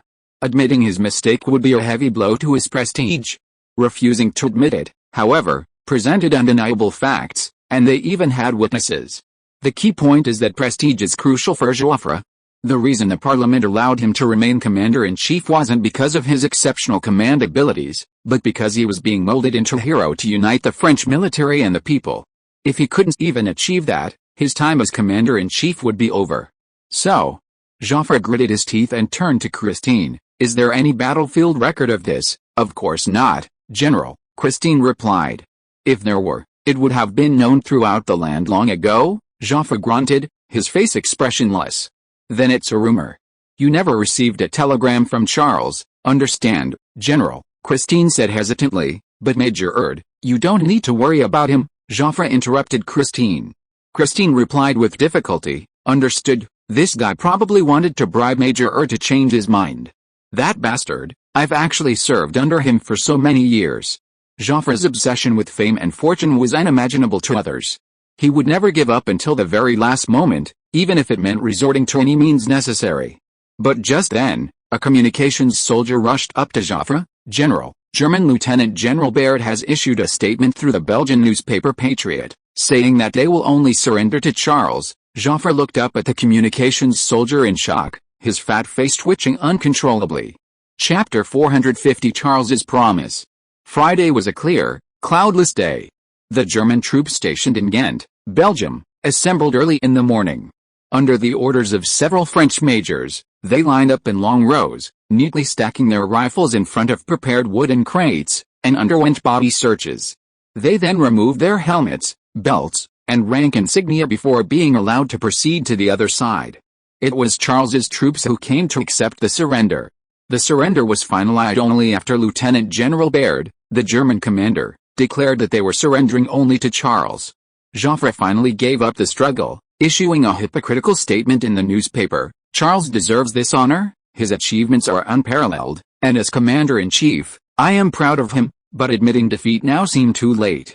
People had seen through his true colors, and the damage to his prestige was undeniable.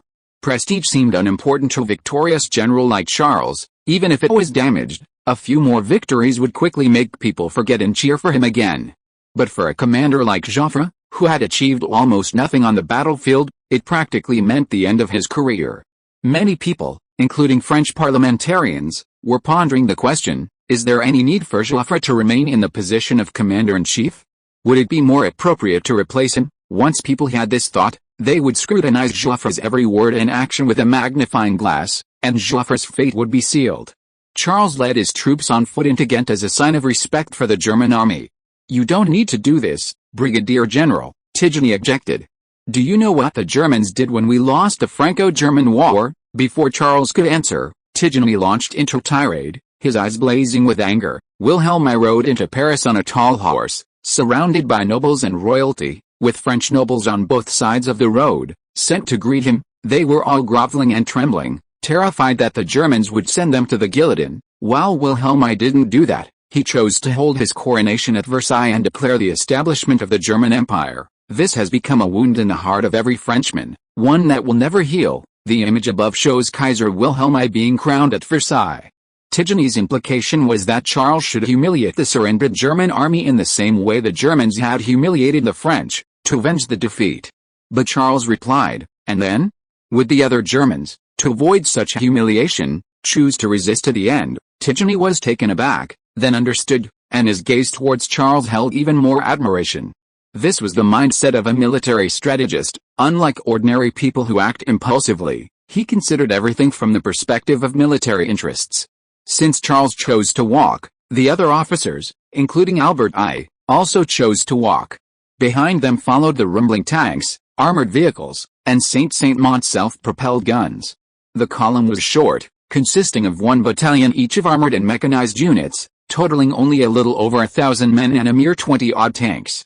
The Belgians, who had come in their finest attire to welcome them upon hearing the news, were incredulous at the sight. They had expected to witness the might of Charles's forces, but instead, they were greeted by such a small contingent. The doubt even dampened the cheers considerably. People craned their necks to look behind the column, whispering amongst themselves, the main force hasn't come, these are just Charles's guards, are the other troops stationed outside the city? Soon, someone realized what was happening and exclaimed, my God, this is all the troops Charles brought. He only brought 1,000 men to receive the surrender of hundreds of thousands of German soldiers. The crowd erupted in thunderous cheers, chanting Charles's name again and again. This was exactly the effect Charles wanted.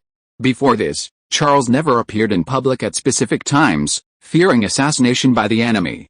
But accepting the surrender was different. This was precisely the time to demonstrate courage to the world. It could not only inspire Allied members but also psychologically impact the German army, whether they had surrendered or not. The troops finally stopped at Ghent Square, where the German and French armies lined up facing each other. The German troops had been disarmed, while the French troops, fully armored and armed, stood in stark contrast to the Germans' dejection, their tanks' dark cannons pointing menacingly ahead. The image above shows Ghent Square in Belgium, the city's historical center. Since 1199, the square has served as a market every Friday morning, hence its nickname Friday Square. The statue depicts Atvold, a hero of the 100 Years' War. Ghent Square had a centuries-old tradition of holding a morning market every Friday, but today it was cancelled. People gathered there, waving Belgian and French flags, quietly awaiting the moment of the German surrender. Charles stood in the center of the ranks, immediately drawing the attention of all the German soldiers. Their eyes were complex, filled with admiration, worry, but mostly surprise and shock. They seemed unable to believe that this young, inexperienced boy had defeated them. Lieutenant General Byrd, the German commander, remained calm. As a senior commander, he already knew that Charles was only 18 years old. Many soldiers were unaware of this because the German army suppressed any legends about Charles and strictly forbade discussion.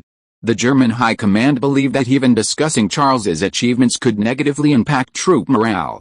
The military band began playing their drums, the beat initially slow, then quickening, before abruptly stopping, signaling the ceremony could proceed to the next step. Lieutenant General Byrd walked confidently to Charles, bowed slightly, and presented his sword with both hands. "You won, General. I accept my defeat wholeheartedly." He then glanced to both sides, his gaze sweeping over the marching crowd, and nodded slightly in acknowledgement. "Thank you for leaving us with our final dignity. It is very important to us." Charles accepted the sword with both hands. "In truth, I should thank you, General." "What?" Lieutenant General Byrd looked at Charles, puzzled. "You designated me as your surrender target," Charles said with a self-deprecating tone. "I almost lost to my own people." Lieutenant General Byrd forced a smile. "That's to be expected. You're the one who defeated us." "You've done well," Charles said, then turned his gaze to the surrendering German soldiers. "You've done your best. For a battle we can't change, we should lay down our arms this way. You are still heroes. You will be treated well, that's my promise to you." The German soldiers instantly breathed a sigh of relief. They had received Charles's promise. End of this chapter. Thank you so much for reading until the end. Don't forget to give it a like. Looking for more exclusive content and immediate access? Subscribe to our Patreon. Remember, every like, subscription or donation encourages us to continue. Thank you all. See you in the next video.